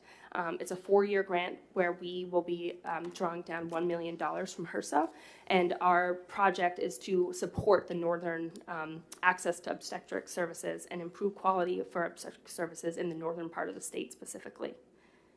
As a treating facility and home of the quality improvement initiatives, Dartmouth Health is really concerned about Senate Bill 484, as we were concerned about Senate Bill 105 last session. Separating the electronic and the paper forms create additional data burdens, as Ben elaborated. We would not be able to link the New Hampshire Vital Records information, and there are quite a few data elements that would need to be captured twice. This not only creates administrative burden, but it also creates the risk of submitting inaccurate data or data entries. We know that data in is only as good as it is inputted. So if the forms cannot be linked, our New Hampshire Pregnancy Risk Management System, or PRIMS, would be impossible to continue. The sampling and the data rely on each other to create and weigh the final data set. For example, we need to have a full residential mailing address to sample. We stratify by birth weight to eliminate oversampling, and because this would be an area of concern. If there are 2 items that are completely disconnected, this would completely dismantle the New Hampshire Pregnancy Management System. This also, Senate Bill 484 also restricts our ability to collect changes. This is because there is a phrase in Senate Bill 484 that says limited to in several places. And so we wouldn't be able to conduct surveillance, situational surveillance. So when you think about things like Zika or substance use disorders, as we have seen arise, particularly during the pandemic, we wouldn't be able to do that surveillance work. Currently, our statute does allow for public health measures, such as helping us to create our plans of safe care, and this is a new requirement in the last couple of years. Senator Altshuler, you asked about funding. We actually draw down CAPTA funding for our child welfare system because we're in compliance for plans of safe care, and so we know that those plans of safe care are really important for infants who are born having been exposed to substances in utero. I just want to note that there's been a couple of questions about when a person refuses to participate in the birth record. Our current statute, RSA 5C19(7), currently there is a provision right now that does allow for persons, mothers and fathers, to not participate in this worksheet. The statute reads, any item of information not obtained shall be indicated as not known if the information is not known, not available when the information is not available, or refused to provide when a parent or informant refuses to provide that. I want to thank this committee for their work last year on Senate Bill 105. We were happy to support decriminalizing opting out, and we were also happy, thank you very much, for not requiring us to maintain these records for 7 years. That's really helpful. Finally, I'll just note that RSA 22624C explicitly acknowledges and protects public health information. The statute can be quoted direct and tangible interest in vital records data, including personal identifiers. This statute was put in place when vital records was actually moved over to the Secretary of State. In your email, I won't read it, I promise, Senator Pearl, but there is a written letter from Daisy Goodman, who's a member of the Maternal Mortality Review Committee. She is a passionate provider, midwife, who works at Dartmouth-Hitchcock Medical Center and has served women, particularly in the North Country, for a long time. Thank you for your testimony. If the committee has any questions, we will email them to you. Appreciate you coming in. All right, our final speaker is Kristen Keniston. And did Chris want to come up with you, Kristen? Okay, from Vital Records. All right. I know we're pushing on time here. There's been a couple of questions that related to Vital Records. If you could address those specifically, would be great. Sure. So I know that there was one brought up about the mother's marital status. I guess first of all, I should say I'm Kristen Keniston. I'm the state registrar for Vital Records. I just began in April of this year, but I just want to let you know that I do have 15 years prior experience working for a city clerk's office. So I was heavily involved in doing birth record amendments, issuing marriage licenses, all of that. So I have pretty substantive knowledge on that. So to answer the question about why the marital status is collected from the DHHS standpoint, I know that that's already been answered for child support purposes. For vital records purposes, that also further tells us how we are going to handle an amendment on a vital record if a father needs to be put on. So I know that you're going to be, Senator Carson, overseeing, I think it's SB 422, with the acknowledgement of paternity. That's what we're looking for. So when a mother is unmarried, we are allowed to do that form. If she is married but doesn't want to add the husband because it's a different father, it's that form but a different process. So that's part of the vital record standpoint as to why we need that. What I've just passed out to you is screenshots of our Nevern database. So our Nevern database is where all of the data that's being collected at the hospitals is put into for use by the Division of Vital Records and then subsequently by the Department of Health and Human Services when we transfer it to them. I just want to make sure everyone understands, we were talking earlier about we're part of the Secretary of State, but nobody upstairs in room 204 has access to this. So there's only a handful of us that actually can see the health statistics. All of us, even though we are not covered under HIPAA, we have all taken HIPAA training and we will continue to stay relevant on that training. We also have a lot of statutes in place that cover our confidentiality. We take it very, very seriously. We are not here to oppose or to support this bill one way or another. We're going to work with whatever we're told this is how you're going to do. I just need to know for clarification purposes exactly what this bill is going to do, particularly with our Nevern database. So right now, when the birth record is keyed on by the birth registrar, and you'll see in the screenshots, which I won't take the time to go through with you right now, you'll see where there's all the birth record information, and then it segues into the statistical information that all ties together into one record. So as far as access goes, we have people who have access to this database are only accessing the portions of the database they need to access. And then even within the birth module itself, it's very limited to what you can do once you're in there. As I said, there's only a handful of us who have access to the health statistics, and that is to ensure data quality. There have been times where data that's coming through that's being collected does not jive with other data, and we are questioned either by DHHS or CDC to say, hey, can you follow up, find out what this is? So we reach out to the hospital. We need to have a way of being able to identify what record we're questioning.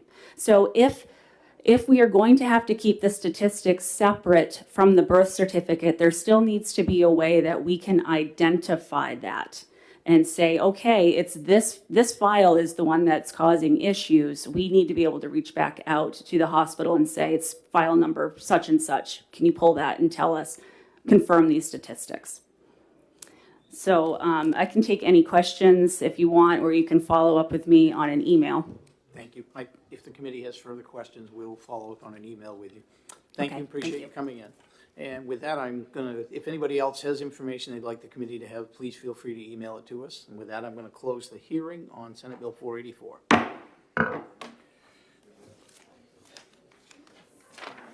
Is Senator Avard here? Oh, he's right there. Coming in and out. Yeah.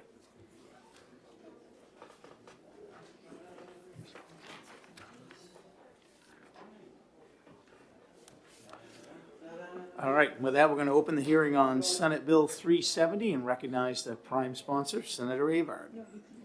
Oh, thank you, Mr. Chair, and thank you, committee members. I am the prime sponsor of SB 370 FN, and for the record, I'm Senator Kevin Avard, District 12, and bringing in this bill. To preface, this bill was basically asked to be presented by one of my constituents, who's a former police officer in another state, and he moved to this state. And he just wanted me to put this in for him, and so I'm doing so. And just read the title to you here. It says, this bill basically requires the Department of Safety, Division of State Police, to establish a program that provides annual training days for retired law enforcement officers to be firearm certified under the Federal Law Safety Act, 18 U.S.C. Section 962. And if you look in the methodology of this bill, you'll see that the training is already going on. It already, and the police officers do this.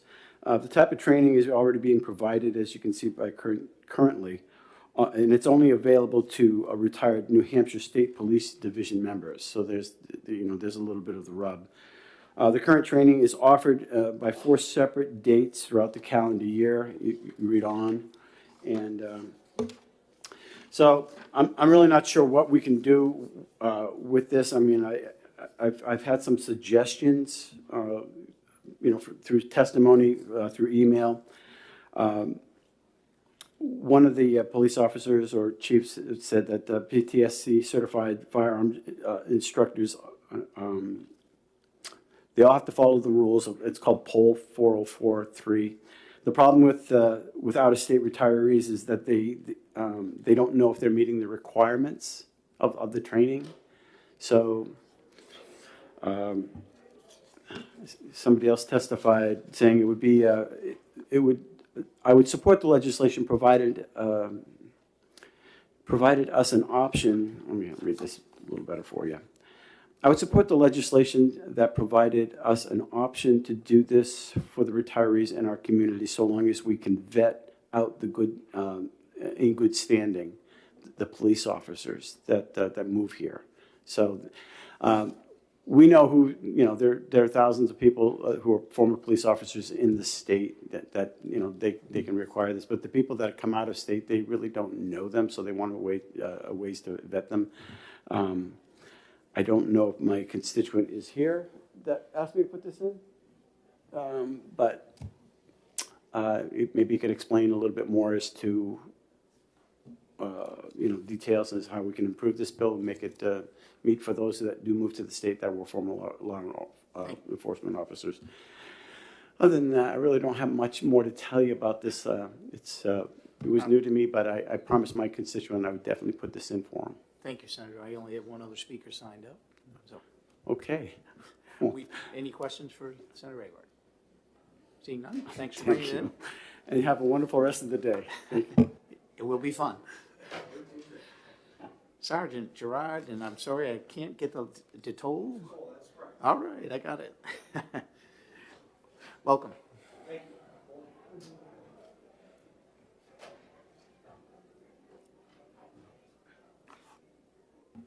Again, my name is Gerard DeTolma, Sergeant with the New Hampshire State Police. I've been employed with the State Police for approximately 19 years now. I'm assigned to the training unit within the State Police. And with that training unit, we provide HR 218 or LEOSA qualifications for retired New Hampshire State Troopers. Just to backtrack a tad here, New Hampshire State Police is taking a neutral stance on this bill. We just want to make sure that we voice some of the concerns and some of the challenges that would face the State Police if this did move through. So again, with the training unit within the State Police, the training unit's extremely taxed right now. We have 3 full-time troopers assigned to the training unit. This bill would require that the State Police training unit would provide LEOSA, or Law Enforcement Officer Safety Act, qualifications and training to potentially thousands of retired law enforcement officers throughout the state. In speaking with the New Hampshire retirement system, we're looking at approximately 4,644 retired police officers in the state of New Hampshire that are in the state retirement system that would be eligible for this qualification. On top of that, you have several federal law enforcement officers that also reside in the state of New Hampshire that would potentially be eligible, as well as officers that are from out of state or worked out of state that now reside in New Hampshire. Right now, as I said, the training unit's extremely taxed. Last year, we taught over 200 classes. The instructors, 3 instructors, attended approximately 25 days of in-service training, instructor development training, and the like. On top of that, we have several additional other duties that we're responsible for.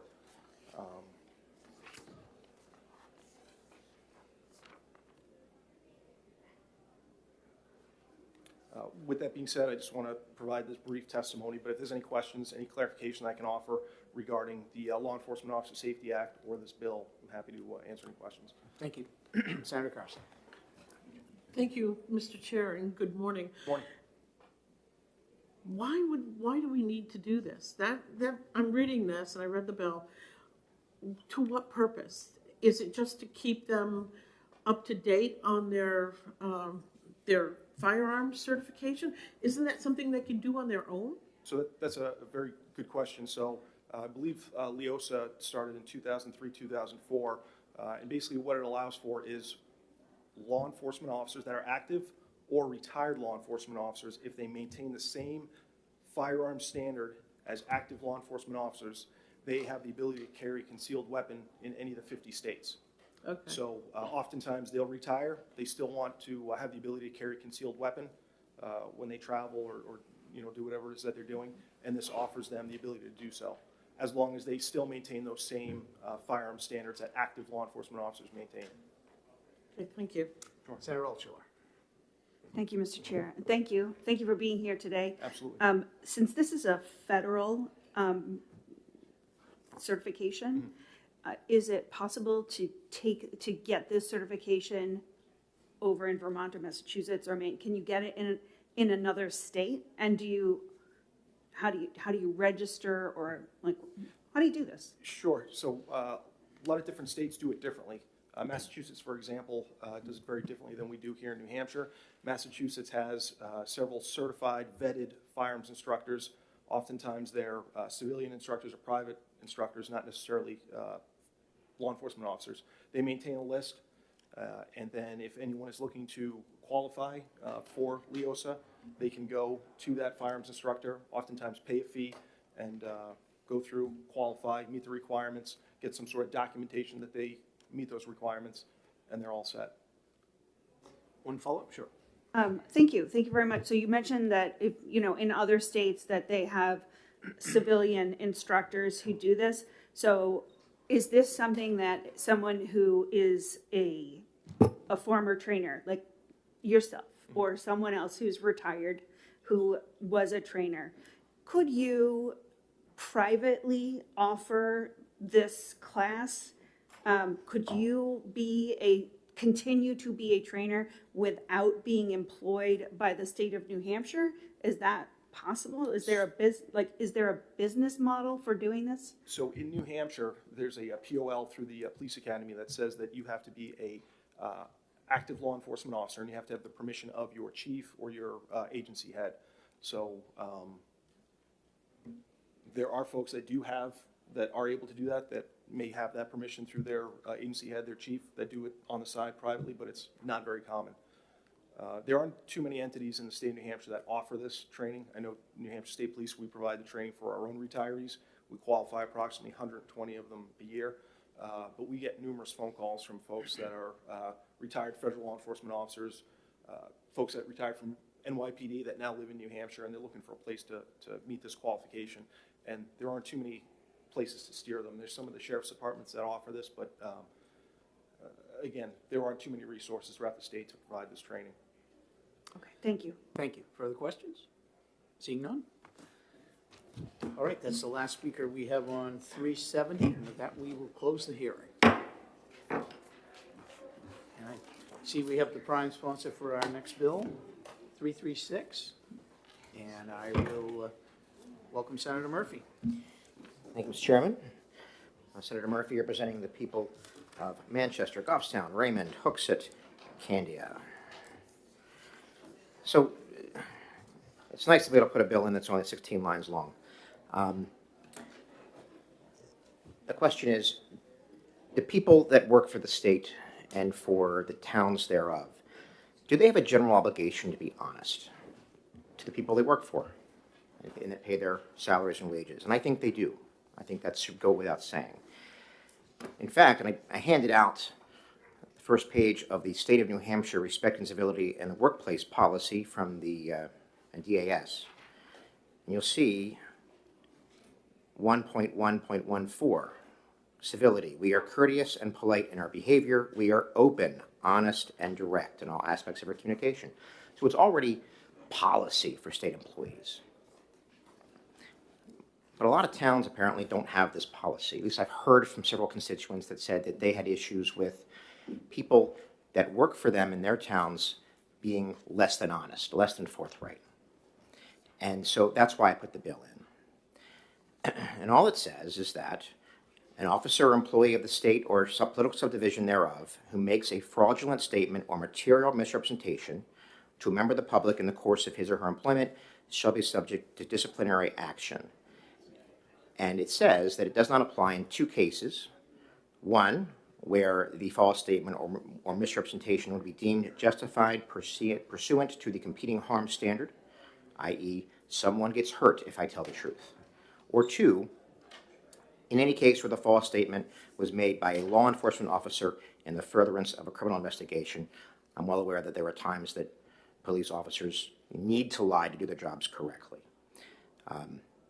So, with that, I'll take any questions. I'm happy to be here. Thank you. Thank you very much, Senator, for your testimony. Are there any questions from the committee?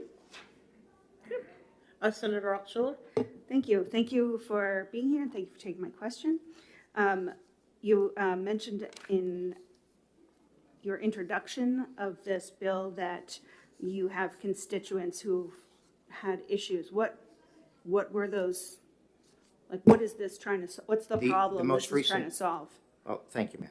The most recent example was that, without putting people on the record with their names and titles, there was someone who was dealing with one of my town's assessors, and my constituent felt that the assessor was just extremely dishonest with how he dealt with her. Misrepresented some basic facts. Then she later documented those with emails to me with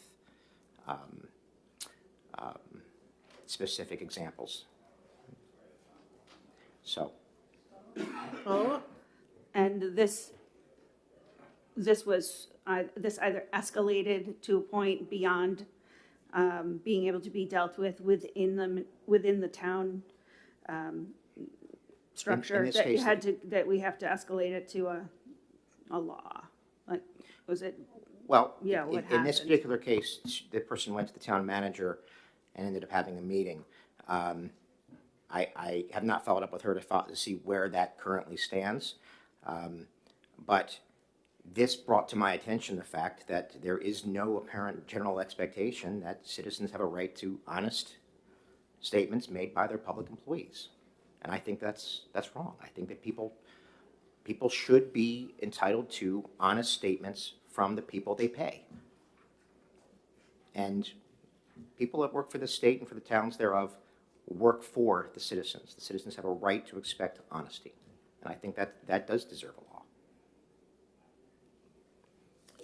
Are there any further questions from the committee? Seeing none, thank you very much, Senator. Thank you, Madam Chair. The chair will call Kathy Stacy.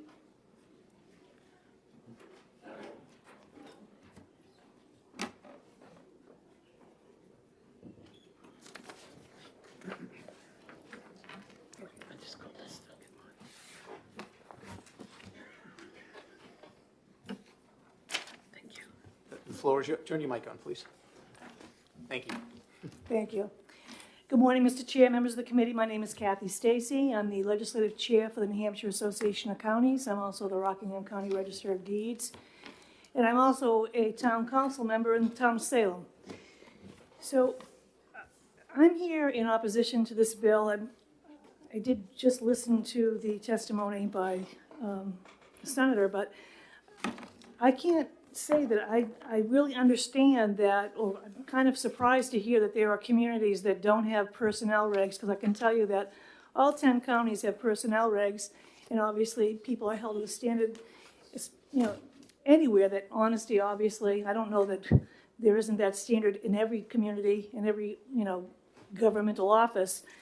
And my concern is that looking at this, I'm not really sure that this is the right mechanism, because we already have personnel regulations, and this, I'm trying to figure out, obviously within a community or within the county, if we discipline our staff, that's private information. Nobody has access to personnel, personnel files, and so basically we have if this becomes law, how do you even know, or how do you enforce that the town or the county shall discipline their employee? And then the question is, to what extent? And if I'm not happy with, they get a letter of warning, where does it end? So if I'm not satisfied as the person who says, I'm aggrieved, I think I was lied to, or I don't like the way that they're treating me, I think this goes way beyond, as well as, and I'm a New Hampshire attorney, so if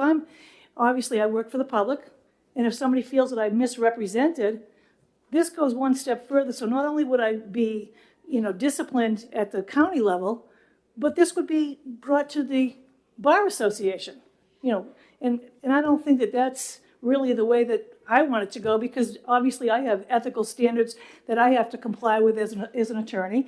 And so it's a whole different ballgame, as opposed to if I'm working at the Registry of Deeds and somebody thinks I gave them misinformation. I mean, obviously, it is a matter of knowingly making a fraudulent statement.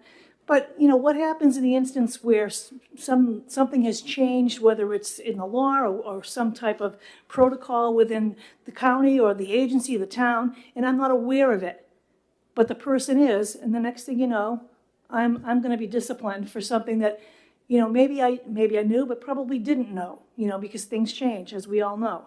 So, we at the Association of Counties would like to see this bill ITL'd, and I'd appreciate you doing that. Thank you. Thank you for your testimony. Any questions? Seeing none? Bob Blaisdell. Thank you, Mr. Chairman. With your permission, may I pass these? Certainly. Indeed. We have our lovely intern today helping us, and thank you. Thank you very much. For the record, Bob Blaisdell, representing the State Employees Association. Good morning, and thanks for allowing me to speak this morning. You will see on the document being passed out, it was referenced by Senator Murphy.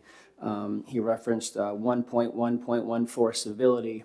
This is the current policy that the state has, and you'll see the word honest in there. We are open, we are honest. And when you go to line 6, the reason why I'm here is if you go to line 6 of the bill, it references employee of the state. I really just don't see the need for this piece of legislation based on the current policy that we have for state employees. I will, if you go to the last page, page 4 of the policy in section 8 under violations of this policy, under 8.1, you'll see the varying actions that can happen to the employee should they violate this policy, which includes honesty. So that's pretty much, it's pretty straightforward. I think we've already covered this. I don't know if there's necessarily a need for a law when we have existing policy that's been worked on for many, many years. It's a living, breathing document. It's been changing. Thank you for your testimony. Questions from the committee? Seeing none? we Thank you for your appreciate time. coming. And our final speaker is David Trumbull.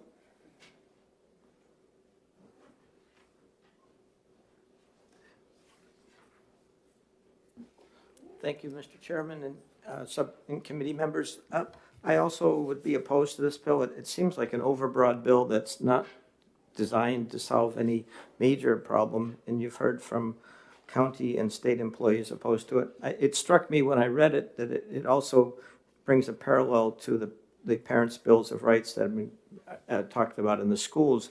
Would this bill also apply to every school employee, whether it be a nurse or a guidance counselor or a coach, if a parent were to ask them any question about their child? It could be about whether or not what pronouns they use. It could be anything about that child. Would they then be called up and lose their license if they don't answer directly? Obviously, you want honesty. A teacher or a nurse could easily say, we don't answer those questions. Those are best for you to discuss with your child with the help of a family counselor. So it just seems like this is an overreach that we would be hesitant to see in the schools as well as in the county and state employees. Also, if it's any public employee, what if a teenager volunteers at the fire department after school and on weekends? Can a parent go in and demand information about them, or could anybody go and demand information? Or what if they work for Parks and Recreation? Can a parent go there and start asking people, why I want to know this about my child? I think we have to understand that children have some privacy rights, especially as they get older, and you're talking 16 and 17-year-olds. The other thing is the bill, the exception is this competing harm standard, which is cited as RSA 627.3. That statute is from the criminal code, and it seems to be largely about the right of people to respond to force and use reasonable force. But that's a criminal context, all the other sections in that statute. So I'm not sure that that really fits this situation. Maybe there's a better set of language. But I would agree with the previous speakers that the best policy would be just to put this bill in the ITL. Thank you. Thank you for your testimony. Questions from the committee? Seeing none, thank you. Thank you, Mr. Chairman. So Cullen Tiernan, did you want to speak or no? Okay, just want to make sure. Now you signed in opposed. And with that, I'm going to close the hearing on Senate Bill 336. Two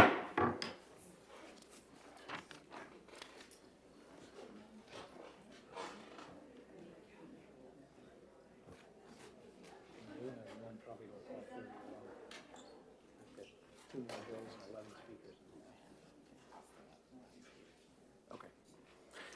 And we will next open up the hearing on Senate Bill 367, and I see the prime sponsor, Senator Birdsell.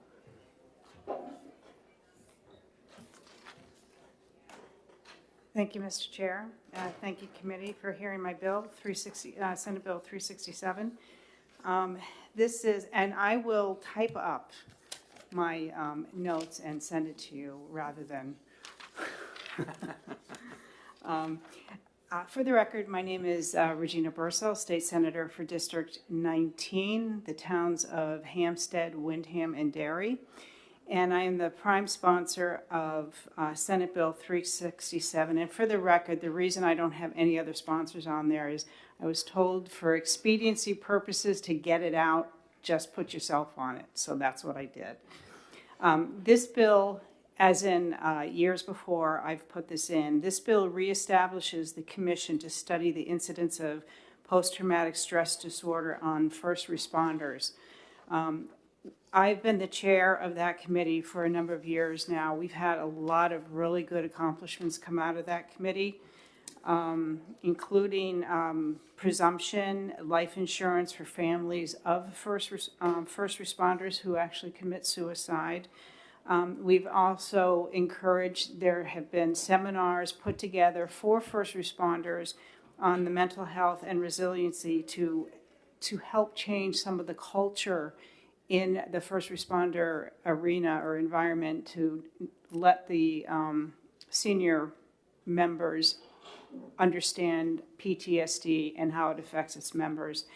And most recently, we have put together a subcommittee on the Comfort Dog program that we have in this state. What has happened is there is no national, there is no statewide comfort dog requirements or standards. And they get sometimes these comfort dogs that are working with the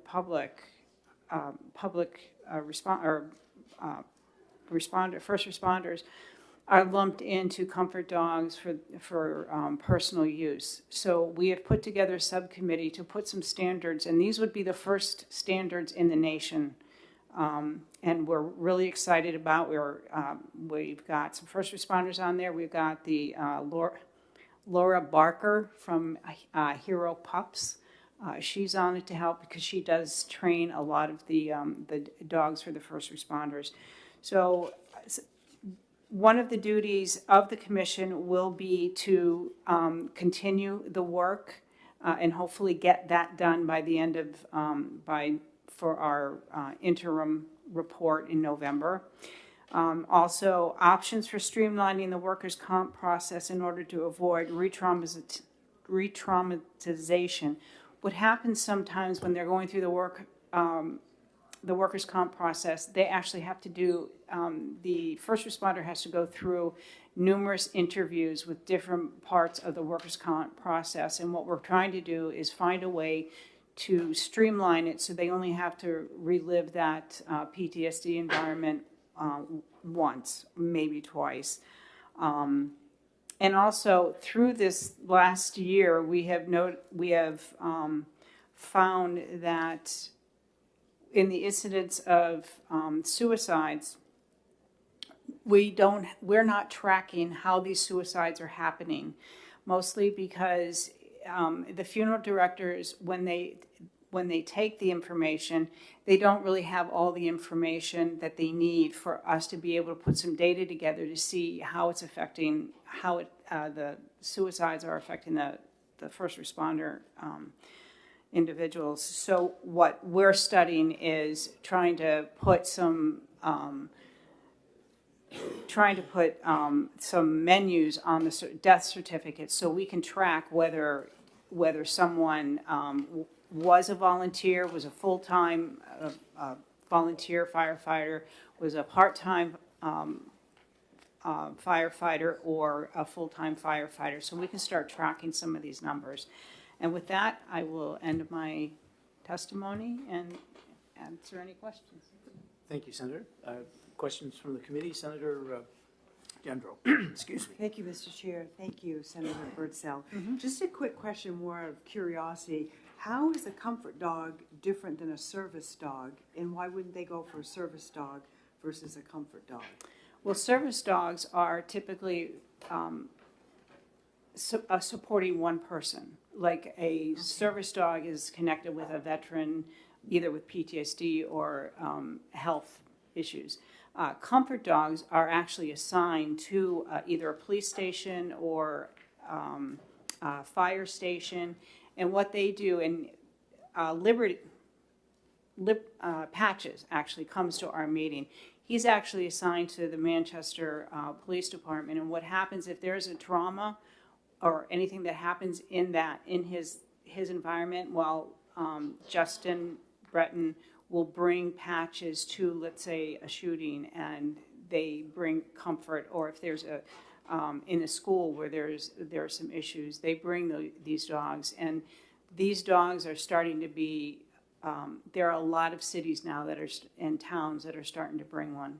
Except for Hampstead, we have Rain, who is a Belgian Malinois, not a comfort dog.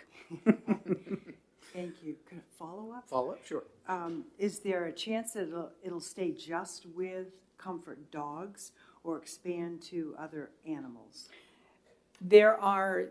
My understanding is, for instance, this is just for comfort dogs because a lot of states are starting to develop the comfort dog program. But again, there are no standards. So New Hampshire would be the first one to put actually standards for public service comfort dogs. Good, thank you. Further questions? All right, thanks for coming in. Appreciate your testimony. Anybody else that would like to speak on this bill? I have 1, 2, 3, 4 others signed in favor, but no speaking. So, nobody else? All right, then we will close the hearing on Senate Bill 367. And my understanding is Senator Bradley's on his way to introduce the last bill, and as soon as he gets here, we will open up the hearing.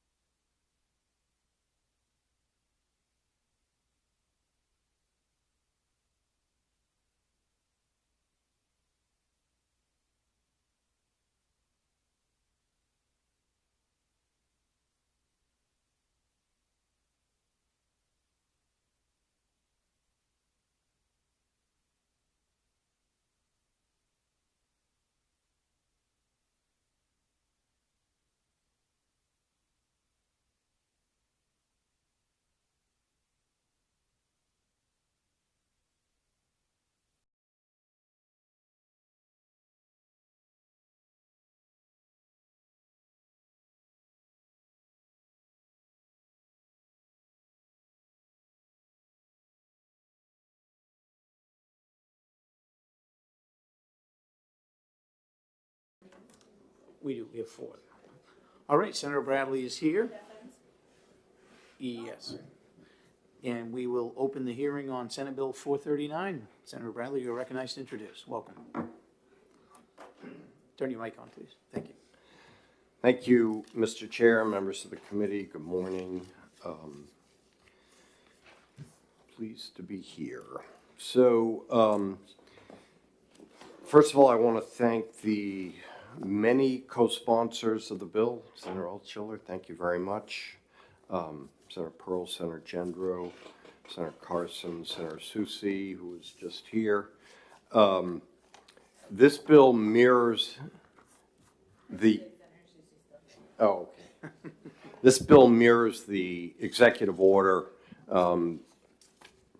adopted by Governor Sununu, making sure that there is no anti-Israel boycott in procurement.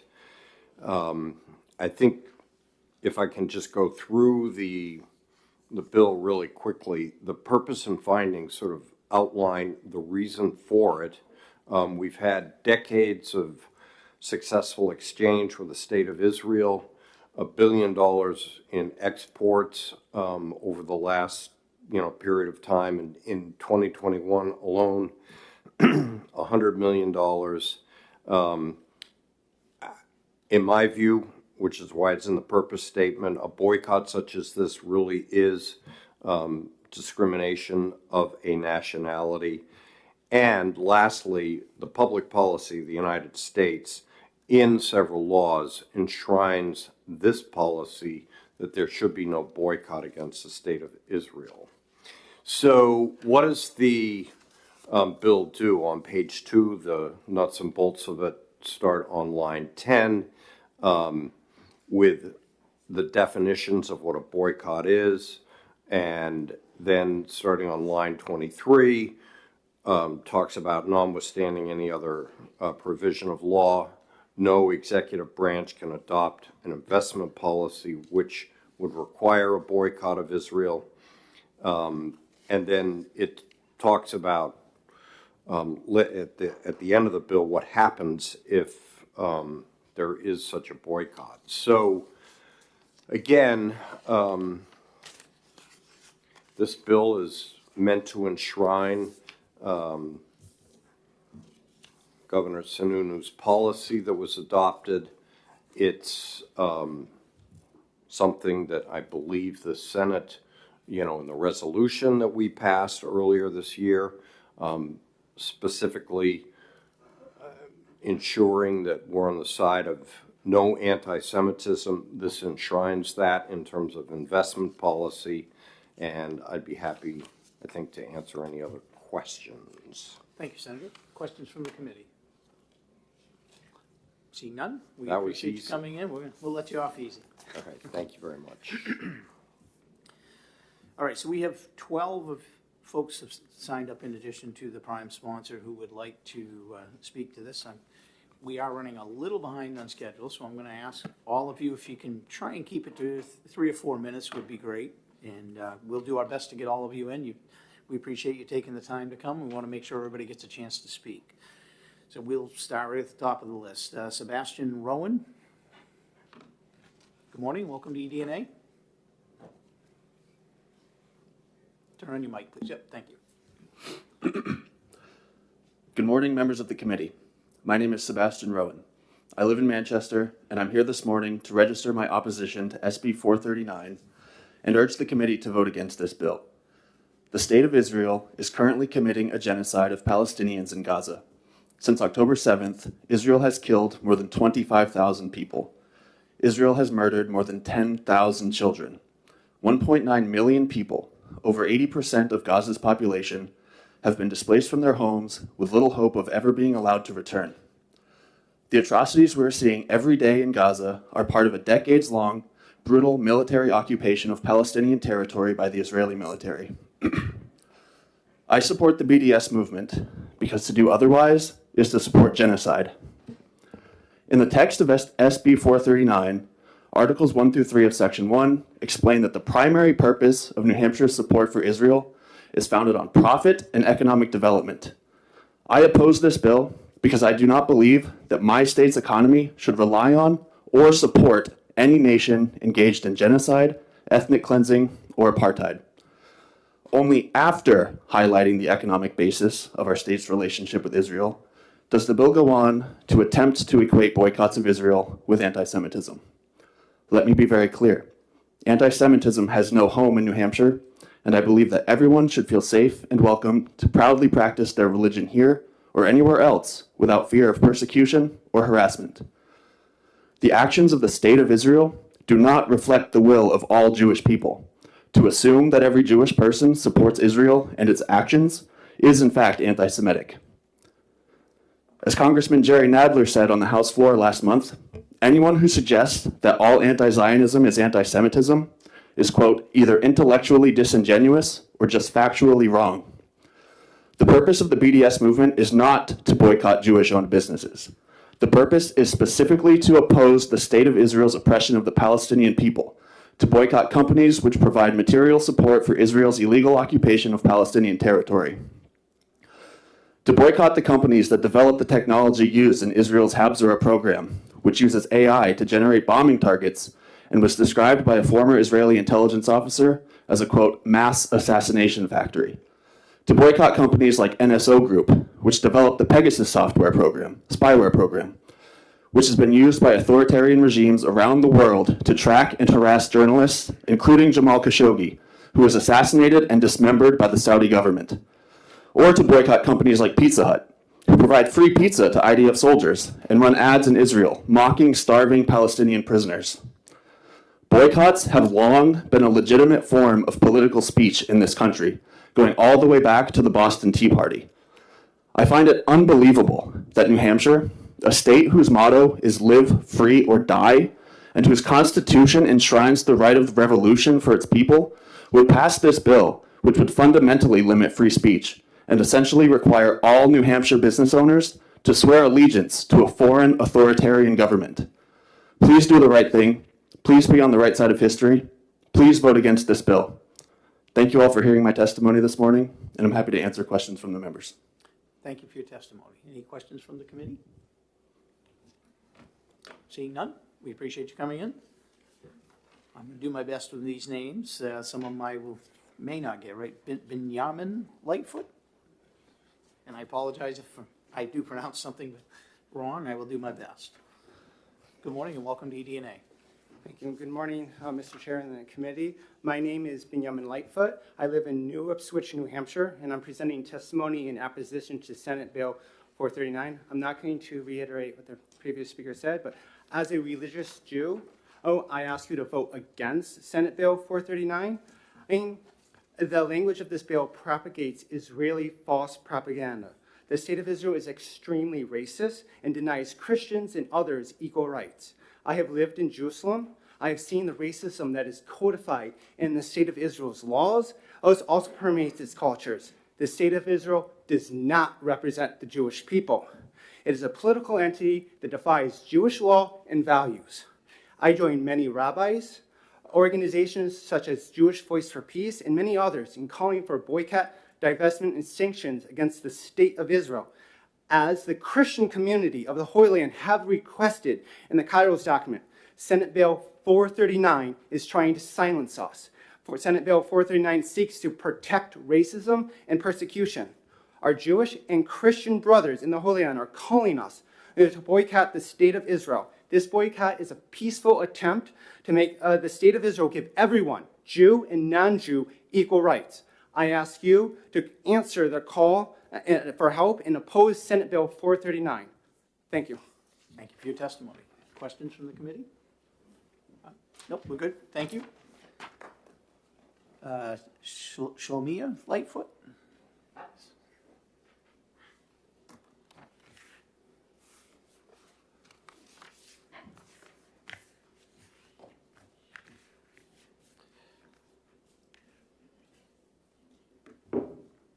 Good morning. Come on up. Thank you. Welcome to EDNA. Thanks for coming in today. Thank you, sir. My name is Shlomia Lightfoot. I live in New Ipswich. I'm a member of New Hampshire's Jewish community. I'm a United States citizen, and I'm also a citizen of the state of Israel. And I'm here to ask you to oppose SB 439. SB 439 is meant to intimidate people away from peaceful boycott. SB 439 would jeopardize our right to free expression, it would compromise New Hampshire's activities, and it would open pathways for anti-Semitism. The right to boycott is respected as a matter of freedom of speech and expression, and it holds an honored place as a peaceful way to get change. SB 439 sets a dangerous precedent. Everyone, maybe especially Jews and other minorities, have a lot to fear when freedom of expression could be suspended based on how we feel about the opinion being expressed. SB 439 would negatively affect New Hampshire's activities. The bill language irrelevantly mentions lots of exchanges with Israel, but it leaves out how much New Hampshire benefits from contracts with entities that have divested from Israel or are on the path of divestment. That includes more and more national churches and religious organizations, which provide important social services, prominent universities for collaboration and research, and a wide array of companies and other entities. Isolating New Hampshire from these entities would compromise important activities now and in the future. New Hampshire should also be proud to do business with organizations and businesses that take this moral stand.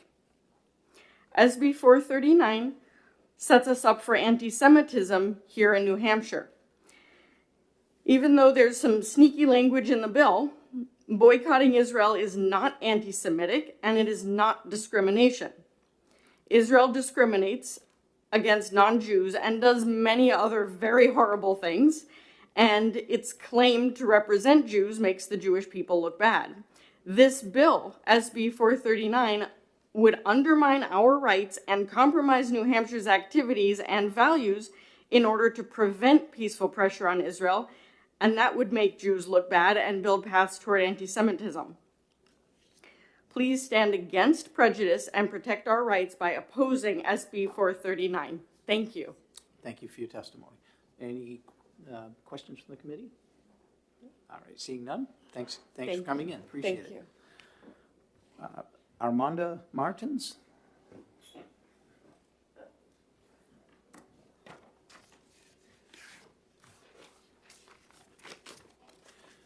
Good morning and welcome to EDNA. Good morning. Peace. My name is Armando Martins. The movement to boycott, divest from, and sanction Israeli apartheid, settler colonial occupation, and genocide has not been and cannot be stopped by any executive order, Senate bill, or state law. Through our experience defeating Jim Crow apartheid in the South and later South African apartheid, the international working class learned that the boycott is an indispensable tactic. We refuse to give it up. Our movement will only continue to grow. So the question here today isn't so much, will this body hinder the boycott movement? We already know that's impossible. When the Israeli offensive forces were attacking the Jenin refugee camp last summer and similar legislation failed in the State House, but Sununu went ahead and signed a similar executive order. Everyone acknowledged at that time that the state was not doing any business with firms engaging in the BDS tactic, making this a very symbolic political maneuver. And since then, the BDS movement has only grown in strength and numbers. So the question today is really, how will this body be remembered? How will you explain this to your grandchildren when Palestine is free? International humanitarian law and the majority of world opinion is on the side of the Palestinian people.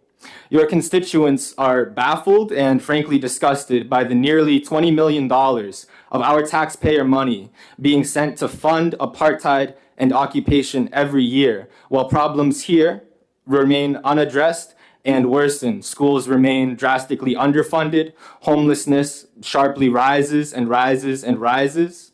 But it's not just your constituents using terms like apartheid and occupation. This is the consensus of every reputable institution around the world, from the United Nations to Israel-based human rights organizations like B'Tselem.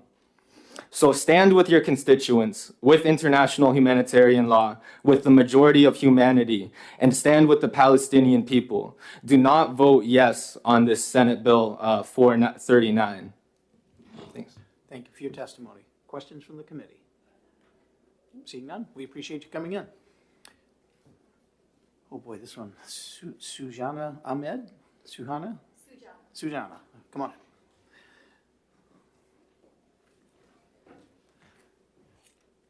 Good morning and welcome to EDNA.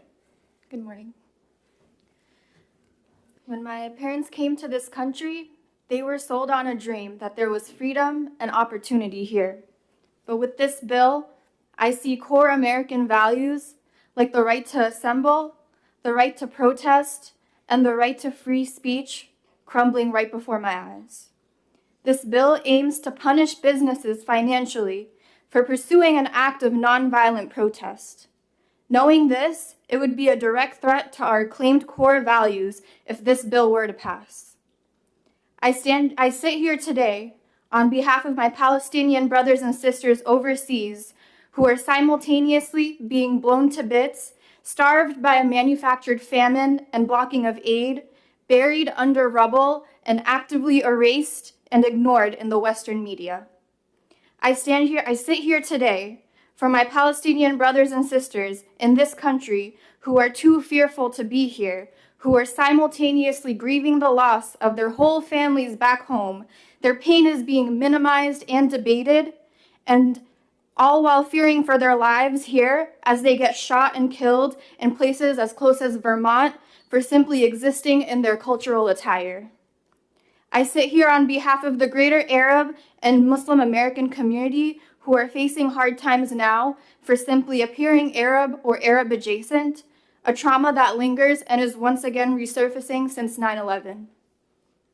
I am not Palestinian, but I am Bengali. The generational trauma of genocide and the man-made Bengal famine is something that will impact me and my family for generations.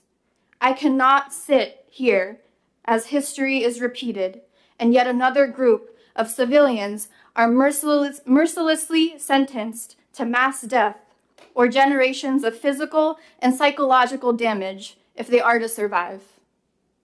As a Bengali Muslim American, and more importantly, as a human being that cares about other human beings, I am appalled to see the atrocities being aided and abetted by the state of Israel and how our tax dollars are funding them. These are blatant human rights violations taking place now in Gaza that have been declared by the UN and UNICEF. The events of the October 7th attack was a re-traumatizing day for Jewish people, and it is insulting that this legislation aims to leverage the pain of my Jewish brothers and sisters to infringe on our freedom to boycott this grossly disproportionate response in Gaza. This legislation aims to, 1, promote the state's agenda of funding weaponry that is sent to Israel to commit war crimes against innocent families and children. 2, increase expenditures with American tax dollars to implement this legislation. And 3, deteriorate the integrity of our claimed American values. It is disgraceful that we're willing to conflate peaceful protest with anti-Semitism in order to deceive the public and garner public approval for this legislation. Thank you for listening. Well, thank you for your testimony. Questions from the committee? All right, seeing none, thanks for coming in today. Mike Bezier? Did I get the last name right? Close enough. All right. Good morning and welcome to EDNA. Thank you. Good morning. My name is Mike Bizier. I am a resident of Manchester, and I completely reject the framing of this bill. The boycott, divestment, and sanctions movement has nothing to do with anti-Semitism. Modeled after the boycotts of apartheid South Africa, the whole point of BDS is to force the Israeli government to end its own systems of apartheid and ethnic cleansing against the Palestinian people that began in 1948 and have accelerated with the ongoing destruction of Gaza. Anybody with a conscience should be calling to isolate the expansionist, settler colonial ethno-state of Israel. Since the Israel occupation forces began their brutal assault on the imprisoned population of Gaza, they have broken international law at record speed. They have collectively punished the entire population, cutting off their access to food, water, and electricity. Their relentless bombing campaign has resulted in the collapse of Gaza's healthcare system, forcing the remaining medical workers to carry out amputations without anesthesia. 2 million people in Gaza have been rendered homeless, almost 90% of the total population. Over 30,000 Palestinian civilians have been killed, 10,000 of whom are children. And there have been recent reports that the Israel occupation forces have desecrated over 16 cemeteries in Gaza. The Israeli government clearly has no regard for Palestinian lives. These atrocities are only possible because of the unconditional support the state of Israel receives from the United States. I am absolutely appalled that our elected officials are asking us to suppress our own First Amendment rights to prop up a campaign of annihilation. I am getting very frustrated with the endless gaslighting coming from all levels of government on this issue. It is long past time for Israel to face accountability for its crimes. I strongly oppose this bill, and I will fight any attempt by our officials to further dehumanize the Palestinian people. Thank you for your testimony. Questions from the committee? Seeing none, thanks for coming in today. Donnell Thomas. Good morning, welcome to EDNA.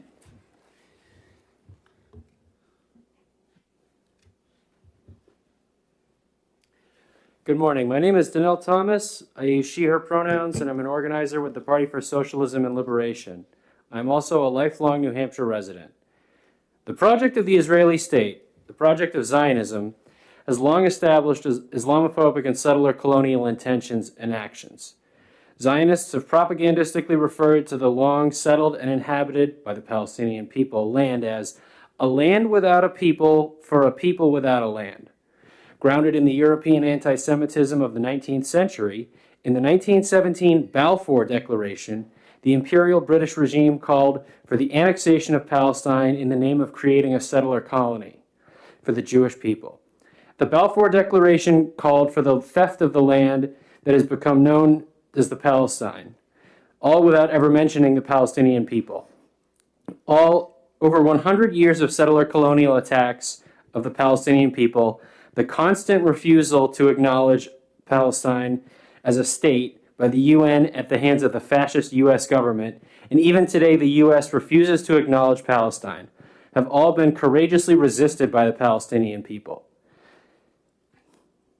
The Palestinian people have a long and proud history, including the rich history of resistance, and in 1997, universally championed freedom fighter Nelson Mandela said, "We have assembled once again as humanists to express our solidarity with the Palestinian people." The boycotts, divestments, and sanctions movement is a powerful tool for the people of the world, and every day the local becomes more global, the global becomes more local. The boycotts, divestments, and sanctions movement is a powerful tool for the people of the world to stand with Palestine, to say to Israel, a government which has murdered over 25,000 Palestinian people, "We will not turn away while you murder, starve, and torture people." I think there should be a bill to stand in solidarity with the people of Palestine. If Granite Staters want to identify with the words, "live free or die," there is no better example in 2024 of these words than the action of Palestinian resistance. It's not complicated. Gaza will be liberated. Thank you for your testimony. Questions from the committee? Senator Altshuler. Thank you, Mr. Chair. Thank you so much for your testimony and driving through a snowstorm to come up here. It was tough. So reflecting on your testimony, I guess I need to know, do you believe that Israel has a right to exist? No state has a right to exist. All people, all free people have a right to life and liberty. And Israel consistently takes this right away from the almost half of the people who have died, the 25,000 I'd mentioned, are children in a state which is comprised of almost half children. No state has a right to exist. Thank you. Further questions?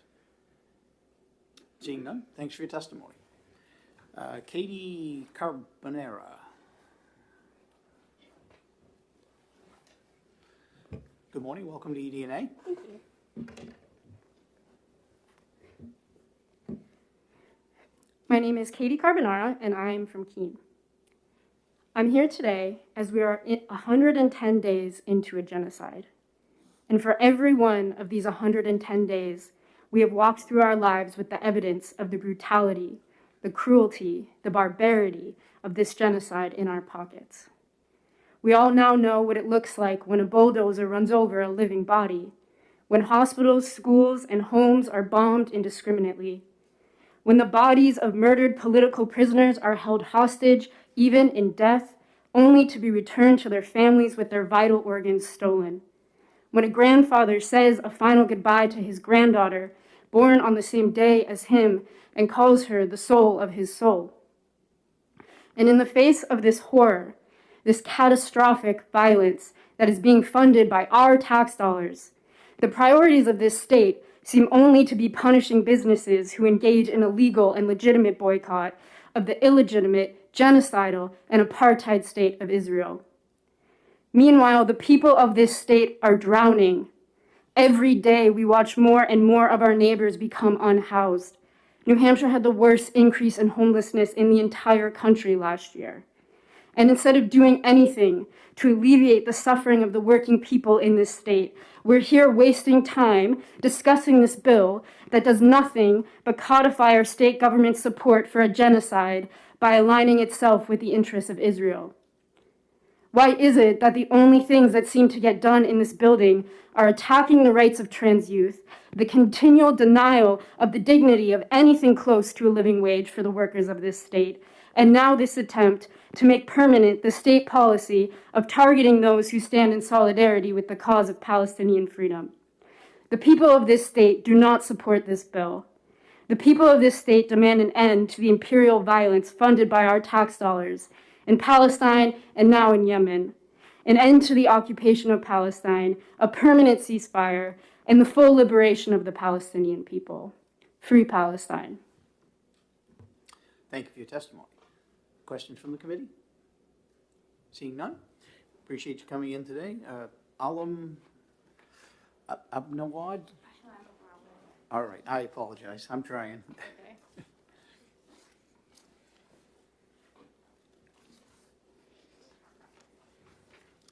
Good morning. Welcome to EDNA. The floor is yours. Thanks for allowing me to speak today. Greetings. My name is Ahlam Abu Awad, and I'm a Palestinian American constituent of the state of New Hampshire, with family currently trying to survive in Gaza and the West Bank. I'm here today to testify in opposition of New Hampshire's Senate Bill 439. The grounds for this legislation is to prevent discrimination and anti-Semitism.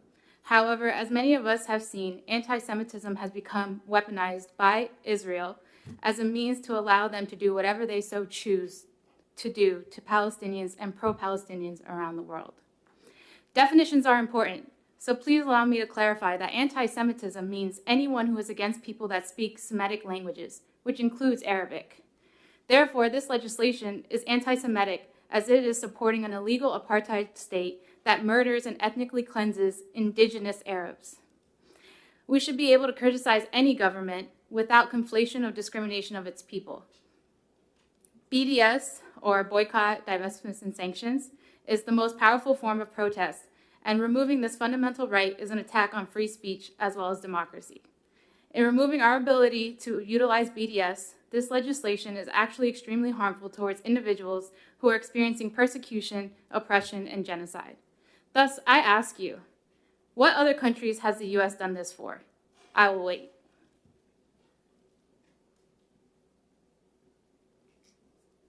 As your silence confirms, none. If we are so worried about discrimination, why haven't we instituted legislation to prevent Islamophobia or hatred against any other religious groups experiencing discrimination? We ethnically cleansed the Native Americans, dropped atomic bombs on Japan, and fought pointless wars in Vietnam, Iraq, and Afghanistan. When will we learn? War is not the answer. Instead of calling for a ceasefire, Britain and the U.S. are escalating by dropping bombs on Yemen. We are on the wrong side of history, once again. Now legislators are targeting our First Amendment right to free speech. I would like to remind you that while we waste our time arguing over anti-BDS legislation, a genocide is taking place, and our state has not pushed forward a single ceasefire resolution. I would like to leave with the fact that our governor, Chris Sununu, who has had Israeli consulate members here in New Hampshire pushing anti-BDS policies, has shown his conflict of interest as he initially pushed anti-BDS policies here in New Hampshire. These bill sponsors don't represent us, their constituents, and they are supporting a genocide we have been fighting to put a stop to. Thank you for your time. Thank you for your testimony. Just for the benefit of those testifying, if you have questions for the committee, please direct them to me for the chair. We're here to listen and hear the information that you all have to present, okay? Appreciate that. Thank you. Any questions from the committee? Seeing none, thanks for coming in today. Thank you. Sabia Ahmad.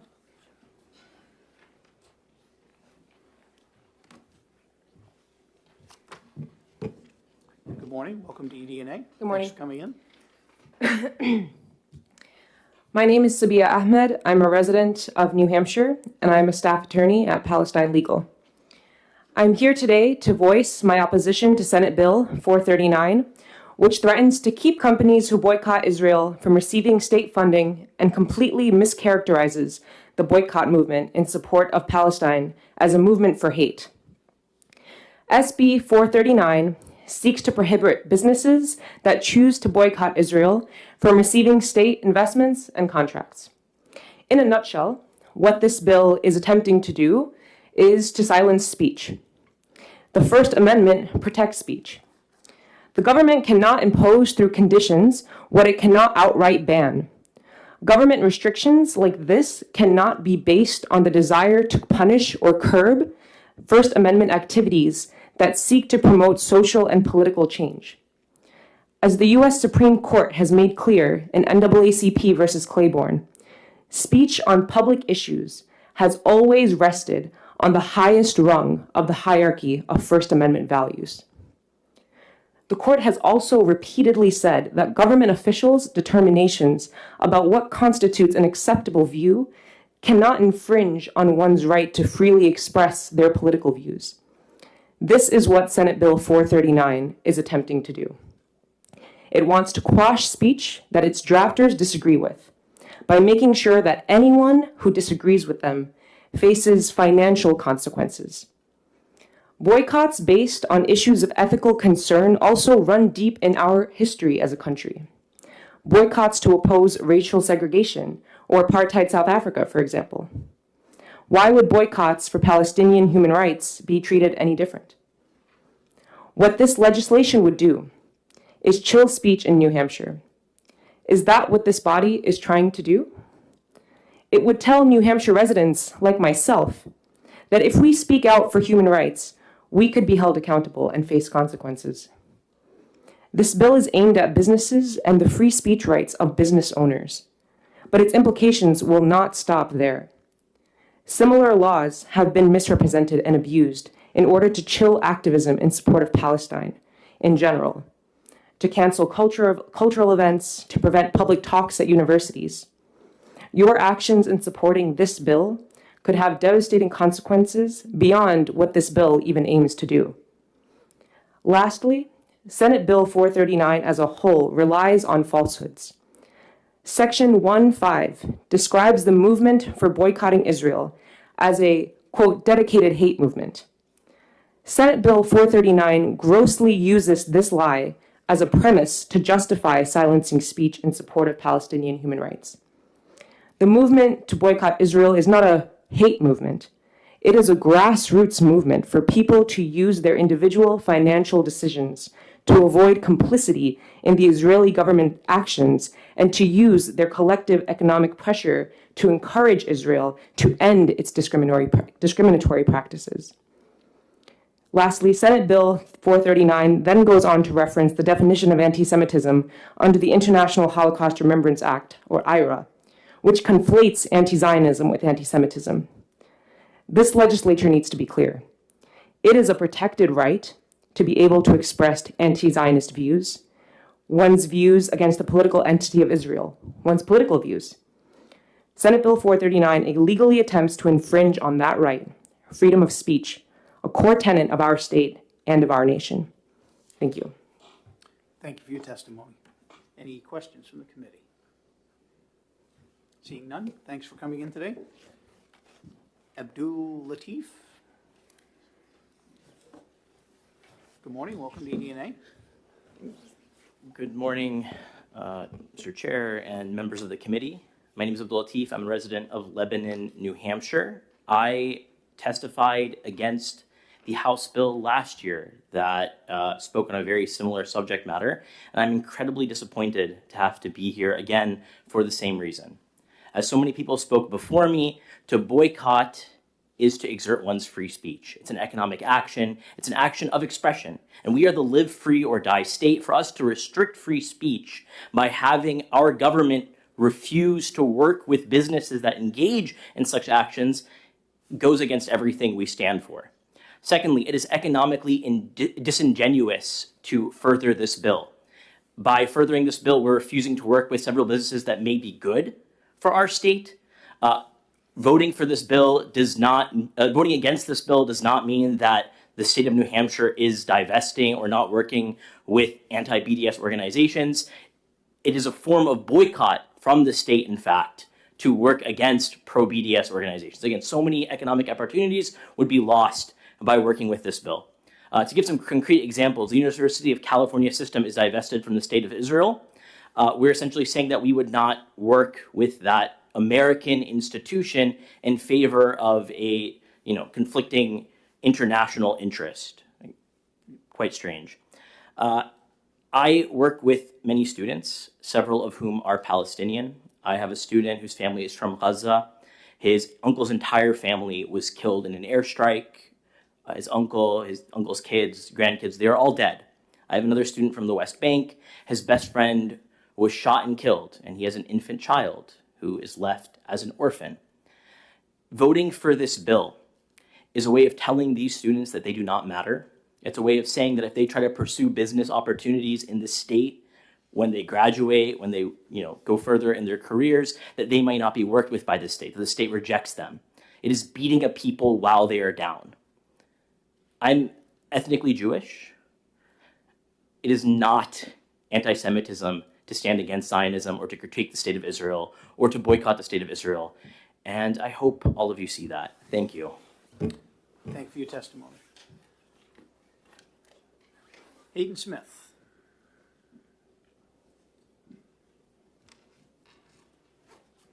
Good morning. Welcome to EDNA. Good morning. Thank you, Chairman Pearl and members of the committee. My name is Hayden Smith. I'm a resident of Hanover, New Hampshire, and I'm here to testify in opposition to SB 439, partly on behalf of a group of 58 constituents who signed a letter that I emailed to your committee yesterday asking to oppose this bill. While I'm sure you've been able to read the letter yourself, and many of the people who've come before me have already spoken to the most salient points, I'd just like to hit a few condensed highlights, if that's all right. So first, we do want to emphasize that boycotts are a nonviolent form of protest that are used to spread awareness about systemic, wide-scale abuses and withhold commercial support for actors committing them. In the international context, organizations and businesses have employed boycotts to protest abuses of civil and human rights, as we've seen in South Africa, as people before have mentioned. We do believe that boycotts are a legitimate form of free speech, and that it's unfortunate that this has not stopped some states from attempting to restrict boycotts protesting systemic anti-Palestinian violence that is often permitted or even perpetuated by the Israeli government, in the form of recurring raids and detentions, as well as ethnic cleansing in the form of destruction, dispossession, and frequent annexation of Palestinian towns and neighborhoods in the West Bank, in addition to the very well-attested abuses going on in Gaza right now. While we understand that SB 439 would not officially ban businesses in New Hampshire from taking part in the boycott, we do want to emphasize that the bill is still attempting to undermine boycotts by making companies' ability to form contracts with the New Hampshire state government contingent on a pledge to refrain from boycotts of Israel. In effect, this would compel the state government to blacklist companies that hold a certain opinion about international affairs and participate in a legitimate form of peaceful protest. We believe that this constitutes an inappropriate form of state interference over the autonomy of businesses, and that forcing a business to pledge to do business with a foreign state in order to be eligible for state contracts or investments sets a dangerous precedent for New Hampshire. I also do want to point out that SB 439 would signal, if passed, that the New Hampshire state government tacitly approves of the human rights abuses against Palestinians by singling out companies that wish to protest these. Is that the kind of message that our state wants to send to the world? We're not asking the general court to take any one side on this conflict, but we do ask that the legislature refrain from further restricting the ability to participate in boycotts and other legitimate forms of protest against apartheid, and, more importantly, for a just peace. Several of us have also made a similar case against a similar bill that came before the New Hampshire House last year for their EDNA committee. This bill was tabled last year, and we were dismayed to see Governor Sununu take much of the language of that bill and put it in his Executive Order 2023-05. We don't want this executive order to become part of state statute, which is why we do ask that you report SB 439 as ITL and also oppose it when it comes on the Senate floor. Thank you. Thank you for your testimony. Questions from the committee? Senator Altshuler. Thank you, and thank you for your testimony. I did get your email, and I read it before the hearing today. Thank you. I understand from your email, thank you, and your testimony that it sounds like you are claiming that the BDS movement is not anti-Israel? Is that your assertion? No, it's not that they're anti-Israel, or rather, I should say that they are anti-Israeli apartheid, the system that the Israeli government employs. Follow up? Sure, one. Yeah, thank you very much. So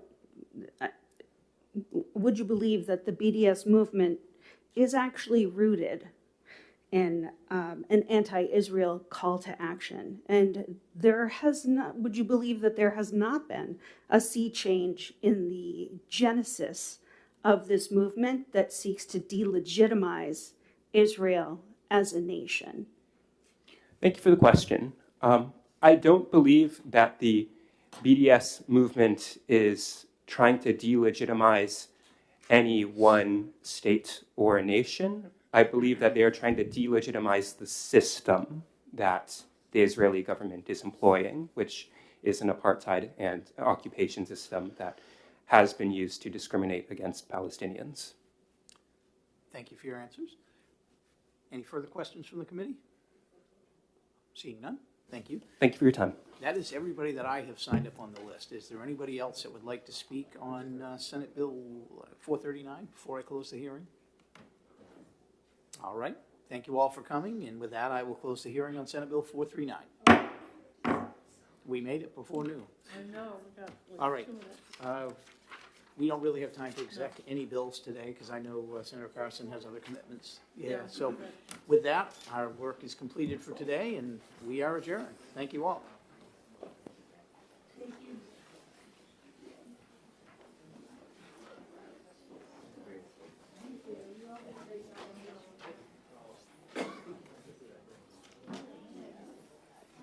Hey, somebody forgot a white water bottle.